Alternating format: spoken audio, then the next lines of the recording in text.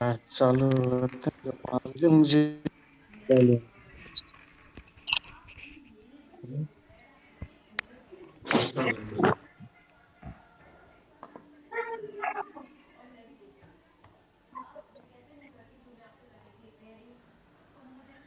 Good evening सभी को, नमस्ते।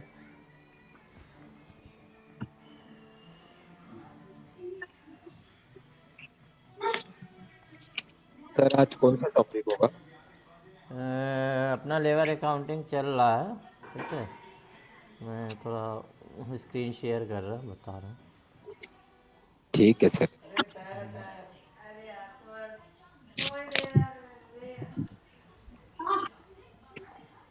अपना जो लेबर अकाउंटिंग एक्चुअली क्या है, फैक्ट्री अकाउंटिंग कंप्लीट होगा लेबर अकाउंटिंग का। और नेक्स्ट टाइम हमने ये वाला चैप्टर पढ़ाया था फर्स्ट। आज जो हम पढ़ेंगे ये वाला सेकेंड वाला थर्ड है।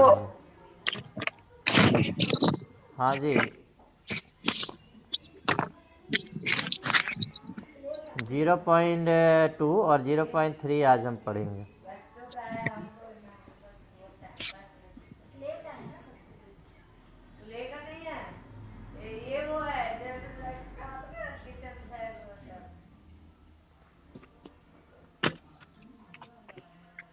ठीक लगाएगा और कहाँ पे किताब।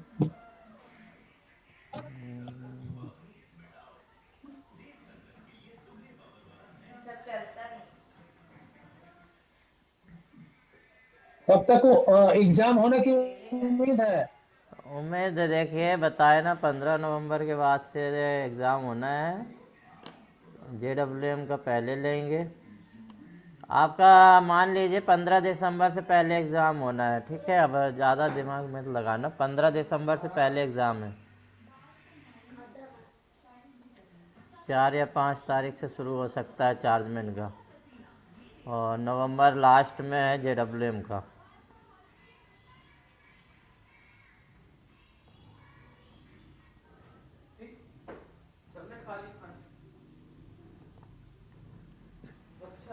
ठीक है, आज मैं लेबर अकाउंटिंग पार्ट 2, मतलब आपने एक यूनिट फर्स्ट वाला आपने देखा था, सेकेंड यूनिट देखेंगे।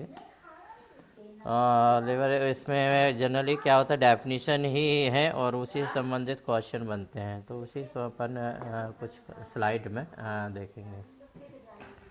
तो यहाँ पर हमने सीट लिया हुआ हैगा कि जो इंडस्ट्रियल एम्प्लॉयज़ है, इंडस्ट्रियल एम्प्लॉयज़ में मतलब कौन कौन से एलिमेंट्स वेजेस के होते हैं जो मिलते हैं, ठीक है।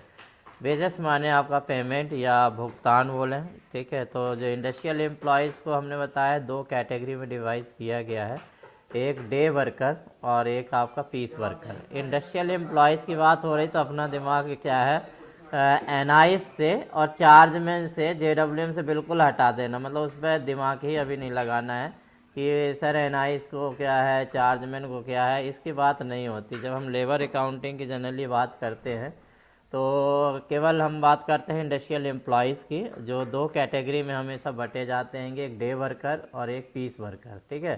तो यहाँ पे जितना भी हम पेमेंट की चर्चा करेंगे वो इंडस्ट्रियल एम्प्लॉयज़ को मिलेगी। अब वो मिलेगी एनआईएस को भी मिलेगी, ठीक है, चार्जमैन को भी मिलेगी, JWM को भी मिलेगी। क्या मिलेगा तो उसका हमको नहीं पढ़ना है, उस पर ज़्यादा दिमाग लगाएंगे।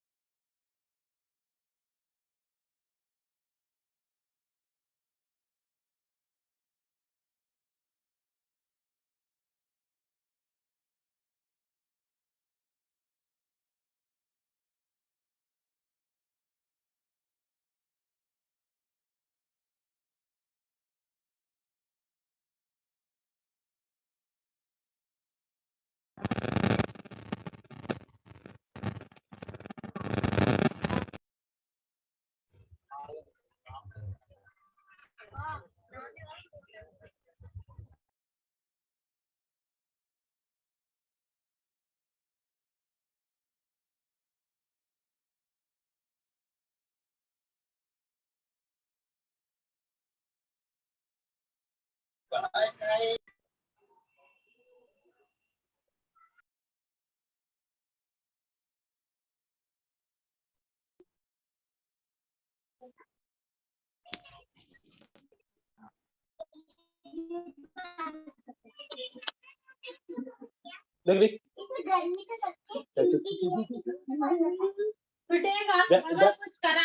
आपकी वॉइस नहीं आ रही सर। हेलो सर, वॉइस नहीं आ रही सर आपकी। आपकी वॉइस नहीं आ रही।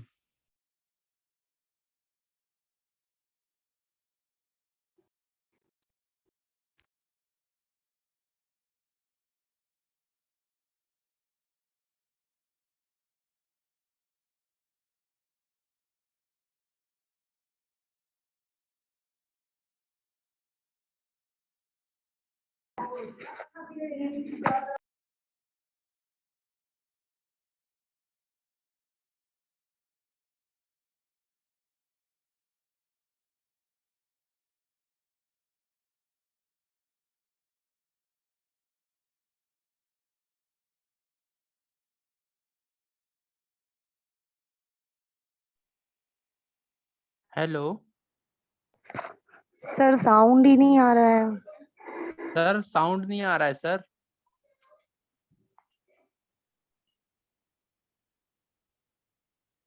हेलो आई थिंक सर सुन ही नहीं रहे हैं। कॉल करना पड़ेगा सर को, रुको 1 मिनट करता हूँ।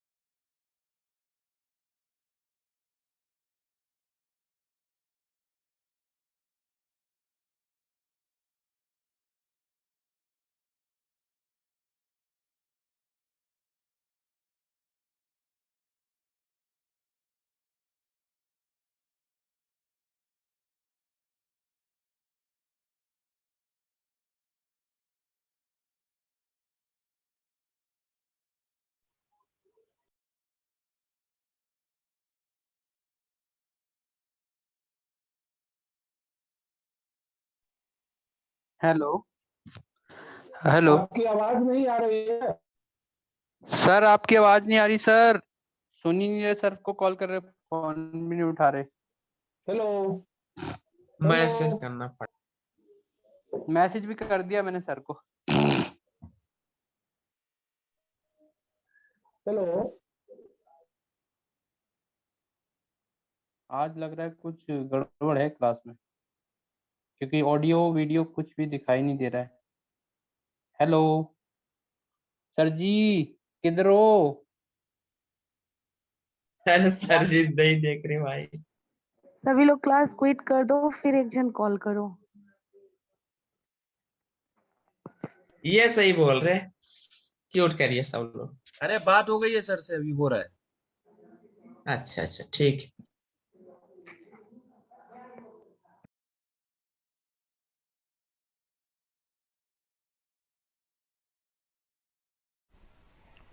हेलो, अभी साउंड आ रहा? हेलो यस सर, आ रही है सर। अरे सॉरी, मैं क्या है थोड़ा ध्यान ही नहीं दिया, आप लोग चैट में लिख भी रहे हैं, मैं थोड़ा ध्यान ही नहीं दिया। ओके, कोई बात नहीं, उसको अपन रिपीट कर देते हैं थोड़ा। यहाँ पर हमने ये बताया है कि जो इंडस्ट्रियल एम्प्लॉयज़ जो है दो कैटेगरी में डिवाइड है। आपका इंडस्ट्रियल एम्प्लॉय दो कैटेगरी, मतलब आपका डे वर्कर और पीस वर्कर। तो डे वर्कर और पीस वर्कर को जो एलिमेंट मिलते हैं वेजेस में, उसकी बात हम बता रहे थे, क्या क्या जनरली आपको मिलता हैगा, वो सारी चीज़ रहेगा। और इसमें आपको यहाँ ये बता रहे थे बीच में हम कि जो एनआईज है चार्जमैन को इसमें अभी इंक्लूड नहीं करेंगे, उनका अलग है, ठीक है। तो उनको भी मिलेगा, बेसिक पे मिलेगा, ओटी मिलेगा, डीए मिलेगा, वो सारा चीज़ मिलेगा। क्योंकि हम यहाँ पर इंडस्ट्रियल लेबर अकाउंटिंग पढ़ रहे हैं, तो लेबर अकाउंटिंग में जनरली क्या होता है, पूरा लेबर अकाउंटिंग की वर्णन करेंगे, ठीक है। चूँकि एनआईज जो होते हैं और चार्जमैन होते हैं, जेडब्ल्यूएम होते हैं, ये ओवरहेड है, ठीक है। तो ओवरहेड को हम as a labour payment include नहीं करते हैं। तो हमारा मतलब ये रहेगा कि मतलब कभी भी कन्फ्यूज़न वाले क्वेश्चन आए तो उसको मिक्सअप नहीं करना है। इंडस्ट्रियल एम्प्लॉयज़ की बात करते हैं, लेबर की बात करते हैं, लेबर पेमेंट की बात करते हैं, तो केवल हम दो ही चीज़ लेते हैं, या तो डे वर्कर लेते हैं या फिर आपका इंडस्ट्रियल वर्कर, मतलब जो पीस वर्कर होते हैं उसकी बात कर रहे हैं। तो ये जो पे अलाउंसेस हैं, जो वेजेस मिल रहा है, वेतन मिल रहा हैगा, ठीक है, वेतन या भुगतान जो है आइस के उस पर है कि जनरली आपको क्या क्या चीज़ मिलता है और किसको क्या मिलेगा, ये है। तो हमने बताया कि 16 प्रकार के, जैसे बेसिक पे है, डीएनएस पे है, डीएनएस अलाउंस है, लीव है, हॉलीडे पे है, ओवर टाइम अलाउंस है, ठीक है, over time under departmental rule जो केवल पीस वर्कर डे वर्कर को दिया जाता है। इसके बाद हमने बताया था ओवर टाइम बोनस जो है आपका अंडर फैक्ट्री एक्ट के हिसाब से, नाइट शिफ्ट अलाउंस है, नाइट शिफ्ट बोनस है only piece worker, transport allowance जो दिया जाता है वो सबको दिया जाता है, परंतु जो हैंडीकैप्ड होते हैं, फिजिकली हैंडीकैप्ड, उनको डबल रहता है। जैसे आपको 18 मिलता है तो उनको आपको 36 मिलता है डबल रेट में। HRA आपका रहता है, ठीक है। CCA सिटी कंपल्सरी अलाउंस, ये लगभग अभी कई जगह बंद है, ना के बराबर है। पीस वर्क प्रॉफिट आपको दिया जाता है, इंसेंटिव बोनस, और आपका प्रॉफिट ऑन लीव, मतलब जो 20 दिन काम करता है इंडस्ट्रियल एम्प्लॉयज़ तो उसे क्या होता है, एक ईयर, तो वो लगभग सभी को मिलता है आजकल। यहाँ पर मैं बता रहा हूँ कि डे वर्कर और पीस वर्कर को क्या क्या मिलता है। तो डे वर्कर को आपका ड्यूटी पे मतलब आपका बेसिक पे जो आपका रहता है वो मिलता है, तो वो पीस वर्कर को भी हालांकि मिलता है। तो चूँकि डे वर्कर की डेफिनीशन ही है कि डे वर्कर को अटेंडेंस के हिसाब से पेमेंट मिलती है, ठीक है। यदि हम बोले डे वर्कर को अटेंडेंस के हिसाब से एडमिशन, इसलिए यहाँ ड्यूटी पे या इसी को हम टाइम वेजेस भी बोलते हैं, इसी को हम नॉर्मल टाइम वेजेस भी बोलते हैं, मतलब एक ही चीज़ है। तो आपका जो बेसिक होता है जैसे 27,000 28,000 जो भी बेसिक है वो टाइम वेजेस है। यहाँ पर टाइम वेजेस का वर्णन नहीं होता है, क्योंकि जो आपका यहाँ पीस वर्कर होते हैं वो पीस वर्क के अर्निंग के हिसाब से होता है, ठीक है।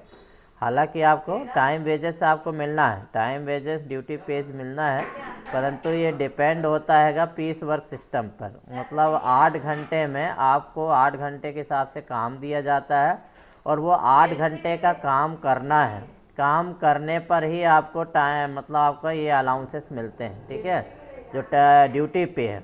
यदि आपका पीस वर्क नहीं निकल रहा, डे वर्क नहीं निकल रहा, तो आपका ड्यूटी पे आपका नहीं बनेगा। टाइम वेजेस ऐसा नहीं है कि फिक्स है कि आपका हम बोल रहे हैं कि भाई 25,300 है तो आप फिक्स मान लें कि 25,300 मिलना ही, चाहे हम काम करें चाहे ना करें, ऐसा नहीं है। पीस वर्कर को पीस वर्क अर्न करना ही पड़ेगा, कंपलसरी है। तो यहाँ पर आपका मतलब पीस वर्कर को क्या चीज़ है, पीस वर्क अर्निंग एडिशनल चीज़ है जो अलग से मिलता है। इंक्रीमेंटल पे जो है पहले दिया जाता रहा, आजकल नहीं देता है। जब पहले क्या था 3500 से बुकिंग होती रही जनरली, पहले जो अभी 7100 से आपकी बुकिंग होती ना, पीस वर्क बुकिंग 7100 से हो रही, ठीक है। उससे पहले क्या था, अलग अलग था। तो बेसिक जो होता है, जैसे HS1 है, HS2 है, या मास्टर क्रॉपमैन है, तो सबका बेसिक अलग होता रहा। ठीक है, तो सबका बेसिक अलग होता रहा। तो जो डिफरेंस होता है, ठीक है, जो डिफरेंस होता है, जैसे किसी का 35,000 बेसिक हैगा, ठीक है, और किसी का आपका 4,000 बेसिक है, किसी का आपका 5,000 बेसिक है, तो ये 5,000। तो पीस वर्क पहले क्या इसमें निकाला जाता रहा, मतलब 3500 में पीस वर्क निकाला जाता रहा, 4,000 में पीस वर्क निकाला जाता रहा, 5,000 में। तो इसके बीच का जो अंतर आता रहा वो आपका इंक्रीमेंटल पे कहलाता रहा। मतलब क्या, 35,000 से 4,000 है, किसी का 5,000 है, तो आपका बढ़ता रहता। तो इंक्रीमेंटल पे जो होता है एडिशनल मिलता रहा पीस वर्क करने के। ठीक है, तो ये आपका है। इसीलिए जो जॉब दिए जाते रहे उस समय, जो मास्टर क्रॉपमैन को महंगा वाला जॉब नहीं देते रहे, क्योंकि उससे हमें पीस वर्क ज़्यादा देना पड़ता रहा।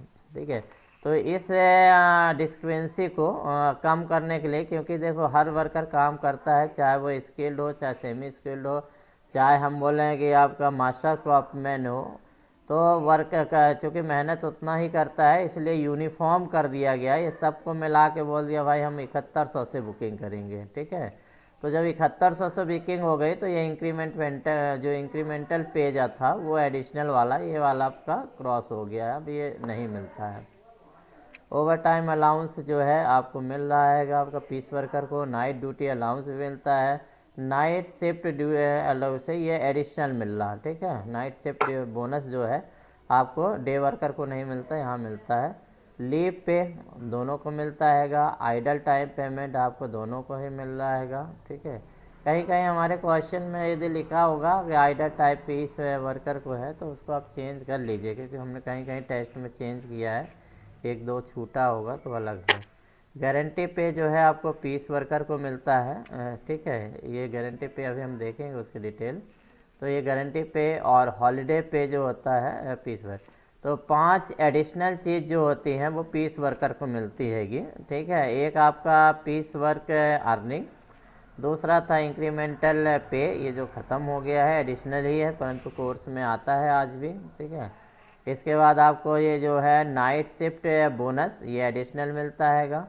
इसके बाद गारंटी पे जो है वो एडिशनल मिलता है, और हॉलीडे पे है एडिशनल। तो 5 जो एलिमेंट हैं वो आपको एडिशनल आपको मिल रहे हैंगे।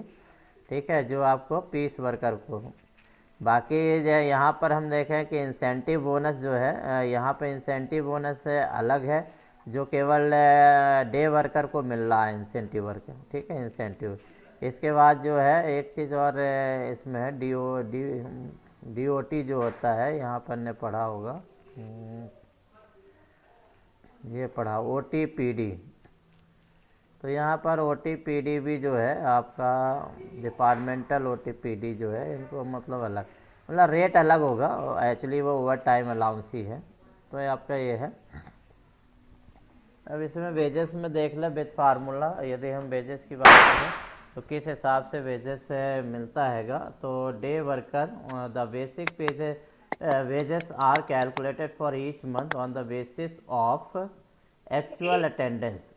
तो आपका डे वर्कर की यदि पेमेंट की बात किया जाए कि डे वर्कर को पेमेंट कैसे होगा, तो डे वर्कर का क्या होता है, अटेंडेंस के हिसाब से होता है, जो एक्चुअल अटेंडेंस होगा उसी के हिसाब से होगा। इनको पीस वर्क से कोई लेना देना नहीं होता है डे वर्कर को। ठीक है, वो पंच करेंगे, 8 घंटे फैक्ट्री में रहेंगे, उनको पेमेंट बनेगा, चाहे आउटपुट निकाले चाहे ना निकाले। ठीक है, डे वर्कर की बात है। पीस वर्कर में भले आउटपुट निकालना पड़ेगा। तो डे वर्कर का जो पेमेंट फार्मूला है, वेजेस की बात करें कि वेज कितना होता है, तो P/N - S + H। तो यहाँ पर P क्या हैगा, P represent the monthly rates of पे ऑफ द वर्कर। तो जो आपका वेजेस है, मंथली पे है, जैसे आपका 18,000 है, 22,000 है, जो भी है, तो बेसिक पे है आपका वो। N जो है आपका नंबर ऑफ डेज, उस मंथ में कितने डेज हैं। ठीक है, किसी मंथ में कितने डेज है उस पर आपको डिपेंड करता है। तो जनरली मंथ में आपको मालूम है कितना होता है, किसी मंथ में आपका हो सकता है 30 हो सकता है, 31 हो सकता है, 32 हो सकता है, सॉरी 31 हो सकता है, 28 भी होता है। तो 30 से 31, 28 आपका इस टाइप से मतलब डेज होते हैं। तो यहाँ पे n बराबर वही लेना है। और s प्लस एच, s क्या हैगा, s represent the number of Sunday. Sunday कितने हैं वो s है, और h मतलब आपका हॉलीडे है, जो पब्लिक हॉलीडे। तो जो आपको 16 छुट्टियां मिलती है, जैसे अभी दिवाली की मिलेगी, ठीक है, तो वो जो छुट्टियां हैं पब्लिक हॉलीडे हैं, वो है। तो ये आपका क्या नंबर ऑफ डेज से माइनस कर देते हैं एस और एच को ऐड करिए और आपको माइनस कर दीजिए। सर एक चीज पूछना था मुझे इसमें, हाँ जैसे जी। आपने फॉर्मूला लिखा हुआ है सर, टी अपॉन में n माइनस एच प्लस में h जो लिखा हुआ है, हाँ तो सर ये नंबर ऑफ डेज प्रेजेंट, तो ये तो सेम हो जाएगा सर। देखिए, आपका जैसे बेसिक है 18,000, ठीक है, 18,000 बेसिक। एन है इसमें मतलब कोई महीने है 30 दिन का, ठीक है। संडे है आपके 4 संडे तो रहते ही है, आपको सबको मालूम है। हॉलीडे इस महीने आपके 2 है पब्लिक हॉलीडे। अब यदि हम निकालेंगे तो 18,000 डिवाइडेड बाय, आप 30 में से 6 घटा देंगे तो ये आपका 24 हो जाएगा, ठीक है। तो यहाँ पर आपका डे वर्कर, पीस वर्कर में क्या होगा, ये एच नहीं होगा, ये आपका एच मतलब उसमें नहीं होगा। तो आपका सर मैं यदि, वो नहीं कहना चाह रहा सर, ये जो हाँ multiply number of day present कर रखा ना ये आपने, हाँ हाँ ये जी, कह रहे हैं, ये तो होगा नहीं ये सर, नंबर, अच्छा ये नंबर ऑफ ये नहीं प्रेजेंट आएगा ना सर इसमें। ये नहीं आएगा। हाँ सर, ये कैसे आएगा, ये तो कैंसिल हो जाएगा सर, 24 से 24 कैंसिल हो जाएगा फिर वो। 24 से कैंसिल हो जाएगा। हाँ सर। चलो न, ये 24 से 24, हाँ नंबर ऑफ डेज 24 से 24 से कैंसिल हो गया, तो तो वेजेस कैसे 18,000 निकालेंगे? नहीं, तो 24 से 24 से कैंसिल हो गया, ये कैंसिल हो गया, ठीक है। तो पेमेंट कितना आ गया, 18,000। तो कौन कैंसिल हुआ सर? हाँ कैंसिल कौन हुआ? नहीं, ये बोल रहे हैं नंबर ऑफ डेज प्रेजेंट नहीं आएगा, इनका कहना है। ये एक दिन का पेमेंट आता है, ठीक है, यस सर। ये एक दिन का है। यदि आप 14 ही दिन उपस्थित हुए, यदि आपने ड्यूटी 14 ही दिन की है, बाकी छुट्टी लगा दिया, तो आपको 14 दिन का पेमेंट मिलेगा ना, ठीक है, समझ रहे हैं ना। हाँ सर हाँ। ये है एक दिन का निकालता है, एक दिन का निकालता है नंबर। अब ये जरूरी थोड़ा कि 24 दिन ही आप प्रेजेंट होगे, भाई 16 दिन आप आए, 16 दिन का पेमेंट मिलेगा। तो ये एक दिन का 16 दिन का रहेगा। तो फार्मूला सही है, ठीक है सर, हाँ वो थोड़ा सा ठीक है, प्रेजेंटेशन की नहीं नंबर ऑफ ठीक, डेज। नहीं हेलो हाँ जी बोलिए। सर, ये जो आपका जो फी जो है सर डीए ऐड नहीं होगा सर इसमें? देखिए इसमें नहीं होता है ये वेजेस हो जाए, वो तो सब अलग एलिमेंट मिलेगा ना, डीए हुए तो आपको मिलना है। ये क्या हैगा, वेजेस की बात है हो रही है कि जो आपको 18,000 मिल रहा है, या आपका 32,000 है, कुछ भी बेसिक है ना आपका पे, वो पे कैसे आता है वो निकाला जा रहा है यहाँ पर, ठीक है। तो आप यदि भाई 2 दिन छुट्टी मार दोगे तो 2 दिन का आपका कम मिलेगा पेमेंट, उसके बाद छुट्टी मारोगे तो 2 दिन का मिल जाएगा। ये वेजेस का है एक्चुअली। अभी हमने ये देखा ना कि यहाँ पर देखिए क्या क्या मिल रहा है, आपको बेसिक पे मिल रहा है, तो इस फार्मूले को निकालना सीख रहे हैं कि ये बेसिक पे एक्चुअली है क्या है, इसका फार्मूला क्या है। यदि हम 2 दिन नहीं आएंगे तो पैसा कटेगा या नहीं कटेगा, उस पर चर्चा हो रही है। संडे है, छुट्टी है, तो उसमें क्या फ़र्क पड़ता है वेतन में, तो वही चीज़ है। तो ये आपका वेजेस का है, डे वर्कर का। पीस वर्कर में देखिए क्या गायब हो गया, आपका एच गायब हो गया, ठीक है। यहाँ पर जो एच था गायब हो गया है, ठीक है, पीस वर्कर में। क्यों मिलेगा, क्योंकि आपको एच जो है हॉलीडे का आपका यहाँ पर एच, तो यहाँ पर आपका पेमेंट ज़्यादा होना चाहिए कम होना चाहिए ये बताएं, ठीक है, पीस वर्कर के अकॉर्डिंग में। यहाँ पे आप पीस वर्कर में बोला है कि P upon n minus S into number of day. Sir इसमें हाँ, क्योंकि हर में जो होगा संख्या जो होगी आपकी, आपका यदि एस बस कम कर रहे हैं तो आपका नीचे क्या होगा, ज़्यादा होगा, हाँ तो कम हो जाएगा सर, कम हो जाएगा। तो पीस वर्कर का आपका वेजेस में, टाइम वेजेस में आपका कम हो जाता है। तो यहाँ P upon n minus S formula आता है, आप याद रखिए, ये परीक्षा में आता है, आप थोड़ा सा भी गड़बड़ करेंगे तो दिक्कत में फंस जाएंगे कि भाई ये आपका डे वर्कर में आपका P/N minus S plus H, ये एक दो बार आ चुका है। कभी कभी तो यही पूछ लेता है कि एस क्या है, एच क्या है, पी क्या है, ठीक है, एन क्या है। और आपका डे मतलब पीस वर्कर में P/N minus N in number of days. Overtime में सभी को मालूम है इंडस्ट्रियल एम्प्लॉयज़ आर एंटाइटल, ठीक है, इंडस्ट्रियल एम्प्लॉयज़ जो है वो एंटाइटल है टू एडिशनल पे for work done beyond the normal working hours, ठीक है।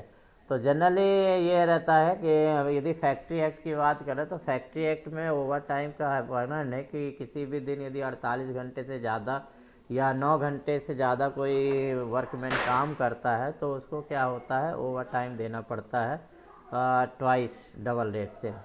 तो ओवर टाइम तो वही रेट रहता है कि मतलब P/200 से ओवर टाइम रहता है, पर एडिशनल जो बोनस दिया जाता है तो यदि उसको मिला दिया जाता है तो वो डबल रेट हमारा आ जाता है।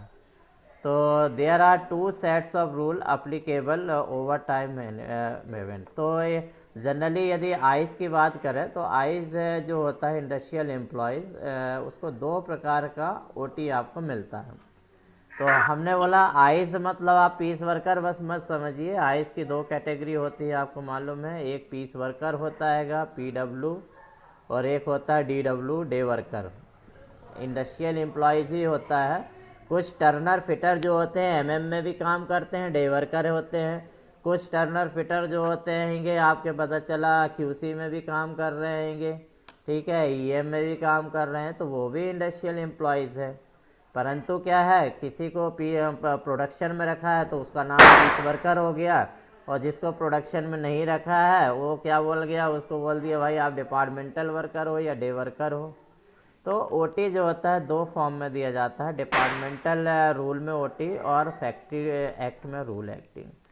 तो फैक्ट्री एक्ट में जो आपको OT दिया जाता है वो 6 पे कमीशन से दिया जाता है। जो आपके वर्कर हैं मतलब जो पीस वर्कर हैं जो प्रोडक्शन में काम कर रहे हैं उनको OT जो है 6 पे कमीशन के हिसाब से मिलेगा। और जो डे वर्कर हैं, ठीक है, जो भी डे वर्कर हैं उनको जो पेमेंट मिलेगा वो 7th पे कमीशन से मिलेगा। तो अब यहाँ पर देख रहे हैं तो जो डे वर्कर है उनको OT आपको ज़्यादा मिलेगा और आपका जो पीस वर्कर है उनको OT कम मिलेगा। पहले तो यही समझ में आ जाता है यहीं पर, क्योंकि उनको आपका 1 मिनट देखो ज़रा फटाके बोलो, यहाँ मत फोड़ो, बाहर से फोड़ो, ठीक है, सॉरी। तो ये हैगा आपका तो मतलब फैक्ट्री एक्ट में OT कहाँ से लागू होता है, 48 घंटे के बाद। यदि 48 घंटे के बाद कोई भी इंडस्ट्रियल एम्प्लॉयज़ एक्स्ट्रा वर्क करता है तो उसको जो OT मिलता है वो फैक्ट्री एक्ट के हिसाब से मिलता है, ठीक है। और डिपार्टमेंटल रूल में जो होता है OT, यदि डिपार्टमेंटल रूल की बात करें तो डिपार्टमेंटल रूल में OT जो होता है वो आपका 45 से 48 घंटे ही मिलता है, 3.25 घंटे से ज़्यादा OT नहीं मिलता है। चाहे 54 घंटे भी फैक्ट्री चला लीजिए। जैसे हम लोग जो है डिपार्टमेंटल एक्ट में यदि आते हैं या MM के वर्कर डिपार्टमेंटल आते हैं तो उनका क्या होता हैगा कि मतलब OT यदि देखें तो 3.25 घंटे ही आपका बनेगा, बोनस आपका बन जाएगा जितना चाहे बनेगा। तो डिपार्टमेंटल में OT जो होता है काउंट होता है आपका 45 से 48 के बीच। और यदि हम जो आइज देखेंगे पीस वर्कर है तो सैटरडे का भी उनको अलग से मिलता हैगा, मतलब डिपार्टमेंटल रूल से। मगर जो शनिवार को आइज को जो मिलता है उसका नाम क्या है, OT नहीं है, उसका जो हैगा आपका बोनस जो बोलते हैं सैटरडे बोनस। तो कुछ लोग कन्फ्यूजन में रहते हैं कि भाई शनिवार को जो है वो तो OT मिलता है, ठीक है, तो OT ना करके उसको सैटरडे बोनस बोला गया है जो शनिवार को आपको मिलेगा, ठीक है। और डे वर्कर को जो मिलेगा उसको OT ही बोलेंगे, डे वर्कर को एज आ OT ही हम लेते हैं। तो डे वर्कर को शनिवार का रेट ज़्यादा मिलेगा और आपका मिलेगा कम। तो OT डिपार्टमेंटल रूल क्या बोलता है, छत में बोलो ना फोड़ो, ठीक है। तो इसमें है for work beyond normal working hours and up to 9 hours, मतलब 9 घंटे से ज़्यादा, या किसी भी दिन जो है आ डे बियॉन्ड द 44.75, पौने 45 घंटे से ज़्यादा, अप टू 48, पौने 45 से 48 घंटे के बीच किसी भी हफ्ते में यदि कोई काम कर रहा है या 9 घंटे तक काम कर रहा है अप टू 9 आवर्स तक, तो ओवर टाइम जो पैड होगा उसे अंडर डिपार्टमेंटल रूल से होगा।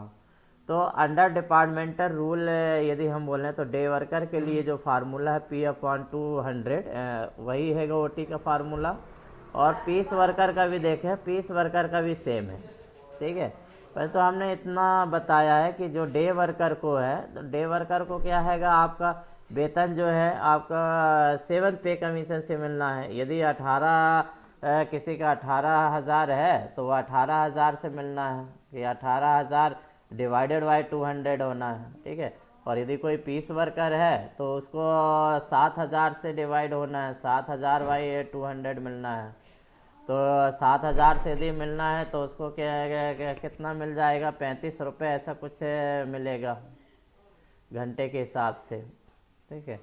तो यहाँ पर बस थोड़ा अंतर है कि अमाउंट का अंतर है, पीस वर्क को 6 पे कमीशन के हिसाब से मिलता है, और डे वर्कर को जो होता है लेटेस्ट जो भी उसका बेसिक होगा जनरली उसके हिसाब से अब मिलता हैगा।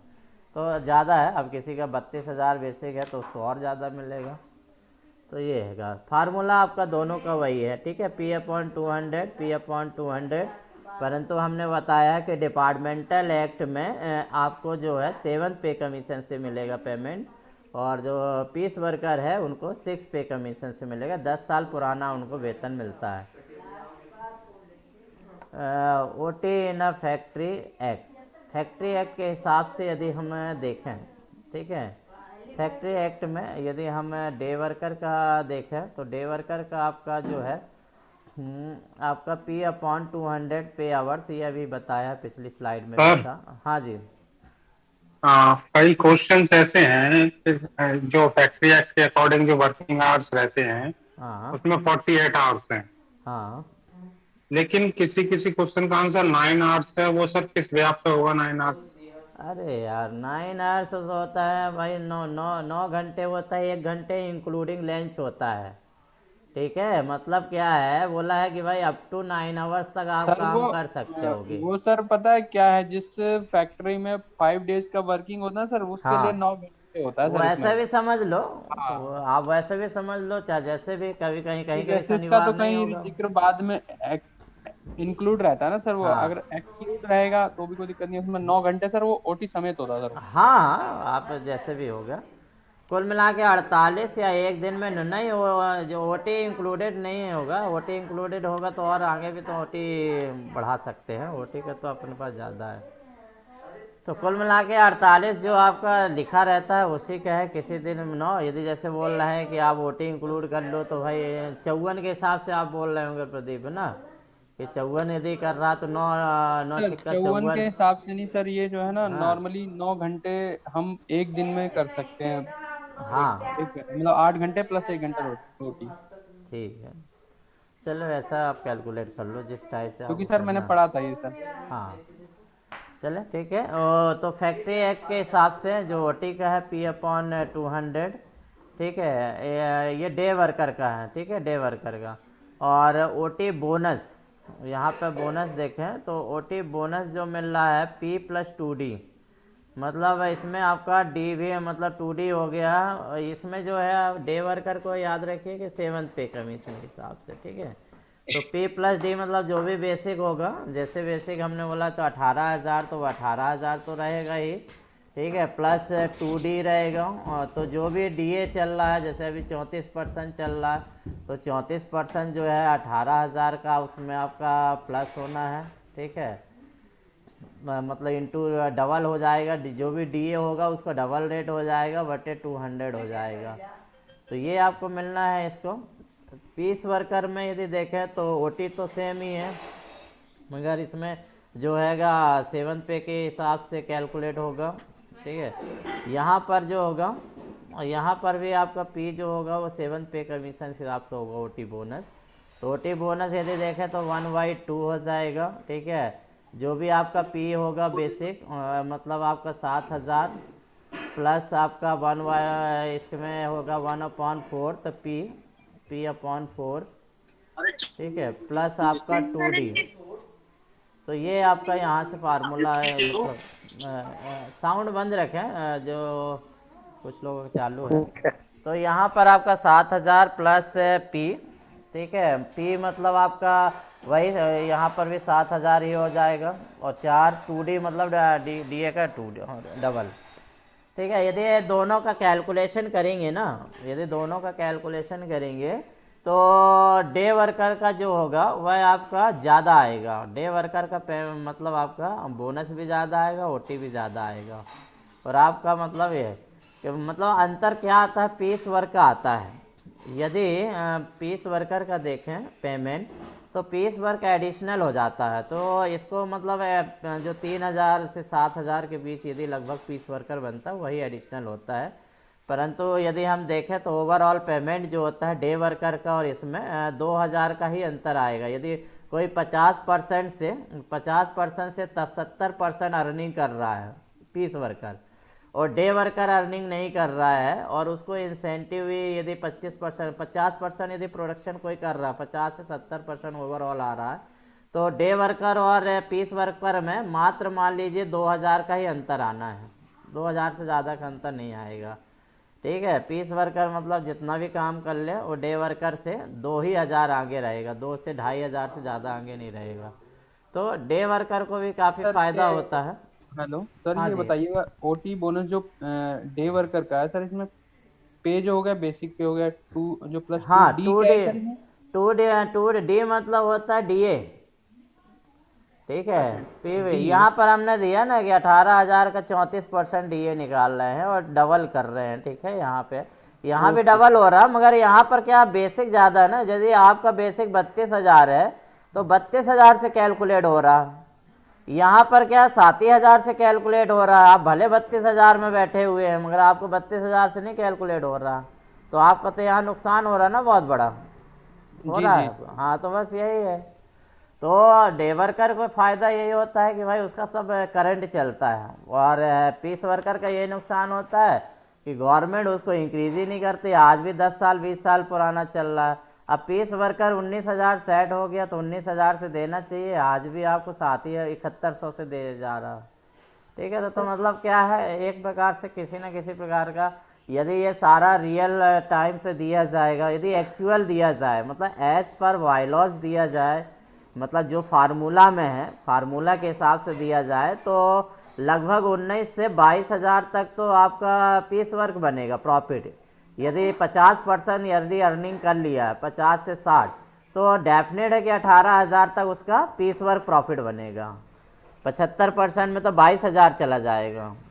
तो एक्चुअली क्या है, बहुत ज़्यादा हाइक पेमेंट ना हो, और क्योंकि समय के हिसाब से मशीनें चेंज होती रहती, तो गवर्नमेंट ये देती है कि भाई यदि हम ये रेट को रिवाइज करेंगे तो आपका तो वेतन बहुत ज़्यादा हो जाएगा। मतलब बोलें कि JWM या फिर WM से भी मतलब प्लस हो जाए, तो उसको उतना हाइक ना हो, इसलिए ये सब रिस्ट्रिक्शन लगा दिए जाते हैं। तो चले बोला बेटर है। हाँ जी सर, ये जो पीस वर्कर का ओटी बोनस है, हाँ, वो 1/2 होगा कि 1/200 होगा सर? मैंने कहीं पढ़ा था 1/200। अरे यार सब ब्रैकेट कंफ्यूजन में में देखो, सब कंफ्यूजन मत करो, ठीक है। ओटी पढ़ते हो तो हम ओटी में 200 लेके चल रहे हैं, ठीक है। ओटी बोनस की बात होती तो ओटी बोनस में फार्मूला में पढ़ो। बाकी शॉर्टकट तरीका अलग होता है निकालने का, लॉन्ग कट अलग होता है, ये बेसिक फार्मूला है, ठीक है। वो काट वाट के कर दिया गया हैगा, और यदि एलसीएम निकाल लोगे तो उतना ही आ जाएगा। तो पेमेंट फॉर आइडल टाइम देखें, ये भी एडिशनल आपको आइडल टाइम मिलता हैगा। तो जनरली आइडल टाइम की बात करें तो आपका इंडस्ट्रियल एम्प्लॉयज़ जो होते हैं इंडस्ट्रियल एम्प्लॉयज़ है, तो इंडस्ट्रियल एम्प्लॉयज़ में आपका दोनों आ जाते हैं, आपका डे वर्कर भी आ जाता हैगा और आपका प्लस पीस वर्कर भी हैगा आपका। यदि हम वर्कर की बात करें, इंडस्ट्रियल वर्कर की बात करें, इंडस्ट्रियल एम्प्लॉयज़ की बात करें, तो हम दोनों इंक्लूड करते हैं। तो are paid for the time they have actually worked, ठीक है। Payment for idle time generally बोलते हैं इंडस्ट्रियल पेमेंट, जो वर्कर है उनको पेमेंट दिया जाता है जो काम करते हैं काम के आधार पर। परंतु कभी कभी क्या होता है कि काम कम होता है, 8 घंटे का समय है परंतु 4 ही घंटे आप काम कर पाते हो, या फिर मशीन ब्रेक डाउन है तो वो भी नहीं कर पाते होगे। तो उस कंडीशन में एक प्रावधान किया गया कि भाई आइडल टाइम पेमेंट हम करेंगे। तो idle time due to following causes however the admissible of the workman at the ordinary time rate. तो जो साधारण जो टाइम रेट होता हैगा डे का, उसी रेट पर आपको दिया जाता है आइडल टाइम पेमेंट। और आइडल टाइम पेमेंट किस किस कंडीशन में दिया जाता है, तो कुछ कारण हैं जहाँ पर आइडल टाइम पेमेंट होती है। तो आइडल टाइम पेमेंट जो होती है, एक नेचुरल डाइजेस्टर बोल सकते हो कि नेचुरल एटमॉस्फेयर हो सकता है कि जिसके कारण आप काम नहीं कर पाते हो। दूसरा हो सकता है कि मशीन में कोई ब्रेक डाउन आ गया, उसके कारण हो सकता है। कभी कभी मैनेजमेंट की पॉलिसी जो होती है फेल हो जाती है, जैसे कि मटेरियल जो है मटेरियलाइज नहीं हो पा रहा, मटेरियल नहीं आपको मिल रहा, उस कारण से भी आपका मतलब मटेरियल नहीं मिल रहा तो आप काम नहीं कर पा रहे हैं, तो आपका पीस वर्क नहीं हो रहा, तो पीस वर्क नहीं हो रहा तो आइडल टाइम है। और बाकी एक चीज़ है, कभी कभी ये होता है कि इनके अलावा कोई ऐसी सिचुएशन आ जाती है जो एडिशनल है। एडिशनल सिचुएशन यदि हम बोल रहे हैं जैसे कि अभी आपका कोविड आ गया था, ठीक है, तो कोविड का वर्णन इसमें है नहीं है, ठीक है। तो कोविड क्या है, एक प्रकार से बोले कि एक बीमारी महामारी थी जो पूरे भारत में फैली। तो उसके कारण क्या होता है कि भाई व्यक्ति को गवर्नमेंट ने ही बोल दिया कि भाई आपको हफ्ते में 2 दिन आना है या 3 दिन आना है, तो 2 या 3 दिन में 8 घंटे का काम तो वो कर नहीं पाएगा और आपको पेमेंट पूरी करना है। तो उस समय क्या है आपका आइडल पेमेंट कर दे। तो ऐसी सिचुएशन में सेंशन लेना पड़ता है गवर्नमेंट से। कभी कभी हो सकता है कि राष्ट्रपति शासन लग जाए या मिलिट्री शासन लग जाए, या हड़ताल के कारण क्या होता है कि आपको आने ना दिया जाए, 5 दिन 6 दिन मतलब फैक्ट्री में ही आने नहीं दिया जा रहा है, ठीक है। तो उस कंडीशन में क्या होता है, यदि आ तो गए हो किसी कारण से तो काम नहीं लिया जा रहा, तो ऐसी कंडीशन कोई सी भी आ जाती है तो वहाँ पर आइडल टाइम में जो आइडल पे है वो आपको दिया जाता है। तो जैसे दिया कि हाई एटमॉस्फेरिक ह्यूमिडिटी, ठीक है, बहुत ज़्यादा आपका टेम्परेचर है, ह्यूमिडिटी बढ़ी हुई है जिसके कारण आपके कार्य क्षमता में कमी आती है। जनरली ये होता है कि एक्सप्रेसिव फैक्ट्री में, और unfavourable weather condition hinder the operation in the specialise optical work departmental in the sunlight. कभी कभी ऐसी स्थिति आ जाती है कि मौसम ख़राब हो जाता हैगा, ठीक है, और वह काम जो होता है, कुछ काम होता है कि जो सनलाइट पर ही डिपेंड होता है कि सनलाइट पर ही कर सकते हैंगे और बिना सनलाइट के नहीं किए जाते, तो ऐसे कार्य में इफ़ेक्टेड होते हैं। तो उस कंडीशन में मतलब ये नेचुरल हो गया, ठीक है। तो फेल्यूर ऑफ पावर सप्लाई, यदि अचानक पावर सप्लाई फेल हो जाती है तो जनरली क्या होता है 1 घंटे तक तो एडमिसिबल करते हैं, 1 घंटे के ऊपर हो जाता है तो हम क्या है आइडल पे करते हैं। जैसे 2 घंटे 3 घंटे 4 घंटे हो तो एक जीएम के पास पावर भी होती है, यदि 4.5 घंटे तक या 4 घंटे से अबव लाइट गोल होती है तो वो हाफ डे कर सकता है, छुट्टी कर सकता है। तो उससे फ़ायदा ये होता है कि आपका जो है डे वर्क जो होता है उस दिन का 4 घंटे का ही कैलकुलेट होता है, तो आपको मतलब आइडल टाइम देने की ज़रूरत नहीं होती है। परंतु 1 घंटा 2 घंटा ऐसा मतलब है 2 घंटा 2.25 घंटे यदि लाइट गोल होती है तो उस कंडीशन में आइडल पे कर सकते हैं। एक्चुअली क्या है जनरली इसकी डिमांड लोग करते नहीं हैं, कभी कभी देखते हैं कि 1.5 घंटे 2 घंटे बंद रहता है, तो उस कंडीशन में यूनियन जो होती है हमने नहीं देखा कि कोई डिमांड करता कि आइडल टाइप पेमेंट किया जाए, ठीक है। वहाँ वर्कर का नुकसान होता है, 2 घंटे का जो है आपका डे वर्क जो होता है लॉस हो जाता है, डे वर्क 2 घंटे का लॉस होता है। तो 2 घंटे का चाहे तो आप डिमांड कर सकते हैं, तो वो डिमांड जनरली नहीं की जाती है, ये देखा जाता है। Break down of the plant और मशीनरी, यदि आप जिस मशीन में काम कर रहे हैं वो मशीन आपकी ब्रेक डाउन हो रही है और दूसरी मशीन प्रोवाइड नहीं करवा पा रहा है मैनेजमेंट, तो उस कंडीशन में भी आपको आइडल पे दिया जाएगा, क्योंकि आउटपुट नहीं है। तो यदि आउटपुट नहीं है तो माइनस बुकिंग होगी तो आपको एक लेटर मिलेगा, लेटर मिलता है तो बेसिक पे आपका कम हो जाएगा। तो ये सारा चीज़ से बचने के लिए उस समय हमने आइडल पे का सर्टिफिकेट दे दिया है, आइडल पे कर दिया है। इसका मतलब क्या है कि वर्कमैन की गलती नहीं है, ठीक है, वर्कमैन की गलती नहीं है, उसको पेमेंट दिया जाए। टेम्पोरेरी शॉर्टेज ऑफ मटेरियल, कभी कभी मटेरियल की शॉर्टेज होती है, उस कंडीशन में भी हमको आइडल पे होता है। Temporary shortage of work in highly specialise section, ठीक है, हम जो आपका कुछ काम होते हैं जो हाईली स्पेशलाइज सेक्शन में ही होते हैं, ठीक है, टेम्प्रेरी वहाँ, और वहाँ पर क्या है आपका इतना है कि भाई वहाँ का ऐसा है कि काम में मतलब नहीं हो पा रहा किसी कारणवश से, ये सेक्शन बंद है जो भी है, तो वहाँ पर काम की कमी आ जाती है, शॉर्टेज हो सकता है वर्क में, तो वहाँ पर भी हम देते हैं। तो ये कुछ कंडीशन है जो आइडल पे दिया जाता है। तो इसमें क्वेश्चन बनते हैं, कई बार आया है कि आइडल पेमेंट जो होता है एडमिसिबल होता है किस कंडीशन में। तो ये कंडीशन इसके अलावा और भी दिया, अलग अलग बुक में अलग अलग दिया हुआ है, ठीक है, ये 5 है। इसके अलावा यदि कोई कंडीशन होती है जैसे अलाउड और रिस्ट्रिक्शन, ठीक है, हमने बोला है ना कि आइडल टाइम जनरल मैनेजर पर निर्भर है, बोर्ड पर निर्भर है कि देना है या नहीं देना है। जैसे कोविड के समय में आइडल टाइम जो होता है पावर बोर्ड के पास थी, बोर्ड ने परमिशन दिया था, फैक्ट्री के अंडर में कोई परमिशन नहीं थी। कभी कभी क्या होता है जनरल मैनेजर के पावर में होती है, ठीक है, कि वो आपको ओटी देना है, मतलब सॉरी आपका आइडल टाइम देना है नहीं देना है। सर जीएम के पास तो सर 1 हफ्ते का है शायद से पावर आइडल टाइम के लिए। जीएम के पास 1 हफ्ते का है, उसके बाद और डीजीएफ, चलो बढ़िया, कहीं लिखा है ये मैंने सर पढ़ा था सर एक जगह, देखना पड़ेगा सर। ऐसे चीज़ पढ़ा होता है तो आप भेज दे करना, ठीक है। ठीक है सर, जहाँ पर भी हो थोड़ा भेज दीजिएगा, क्योंकि टाइम हमने इसमें नहीं लिया है, क्योंकि हमको टाइम नहीं मिला हुआ है।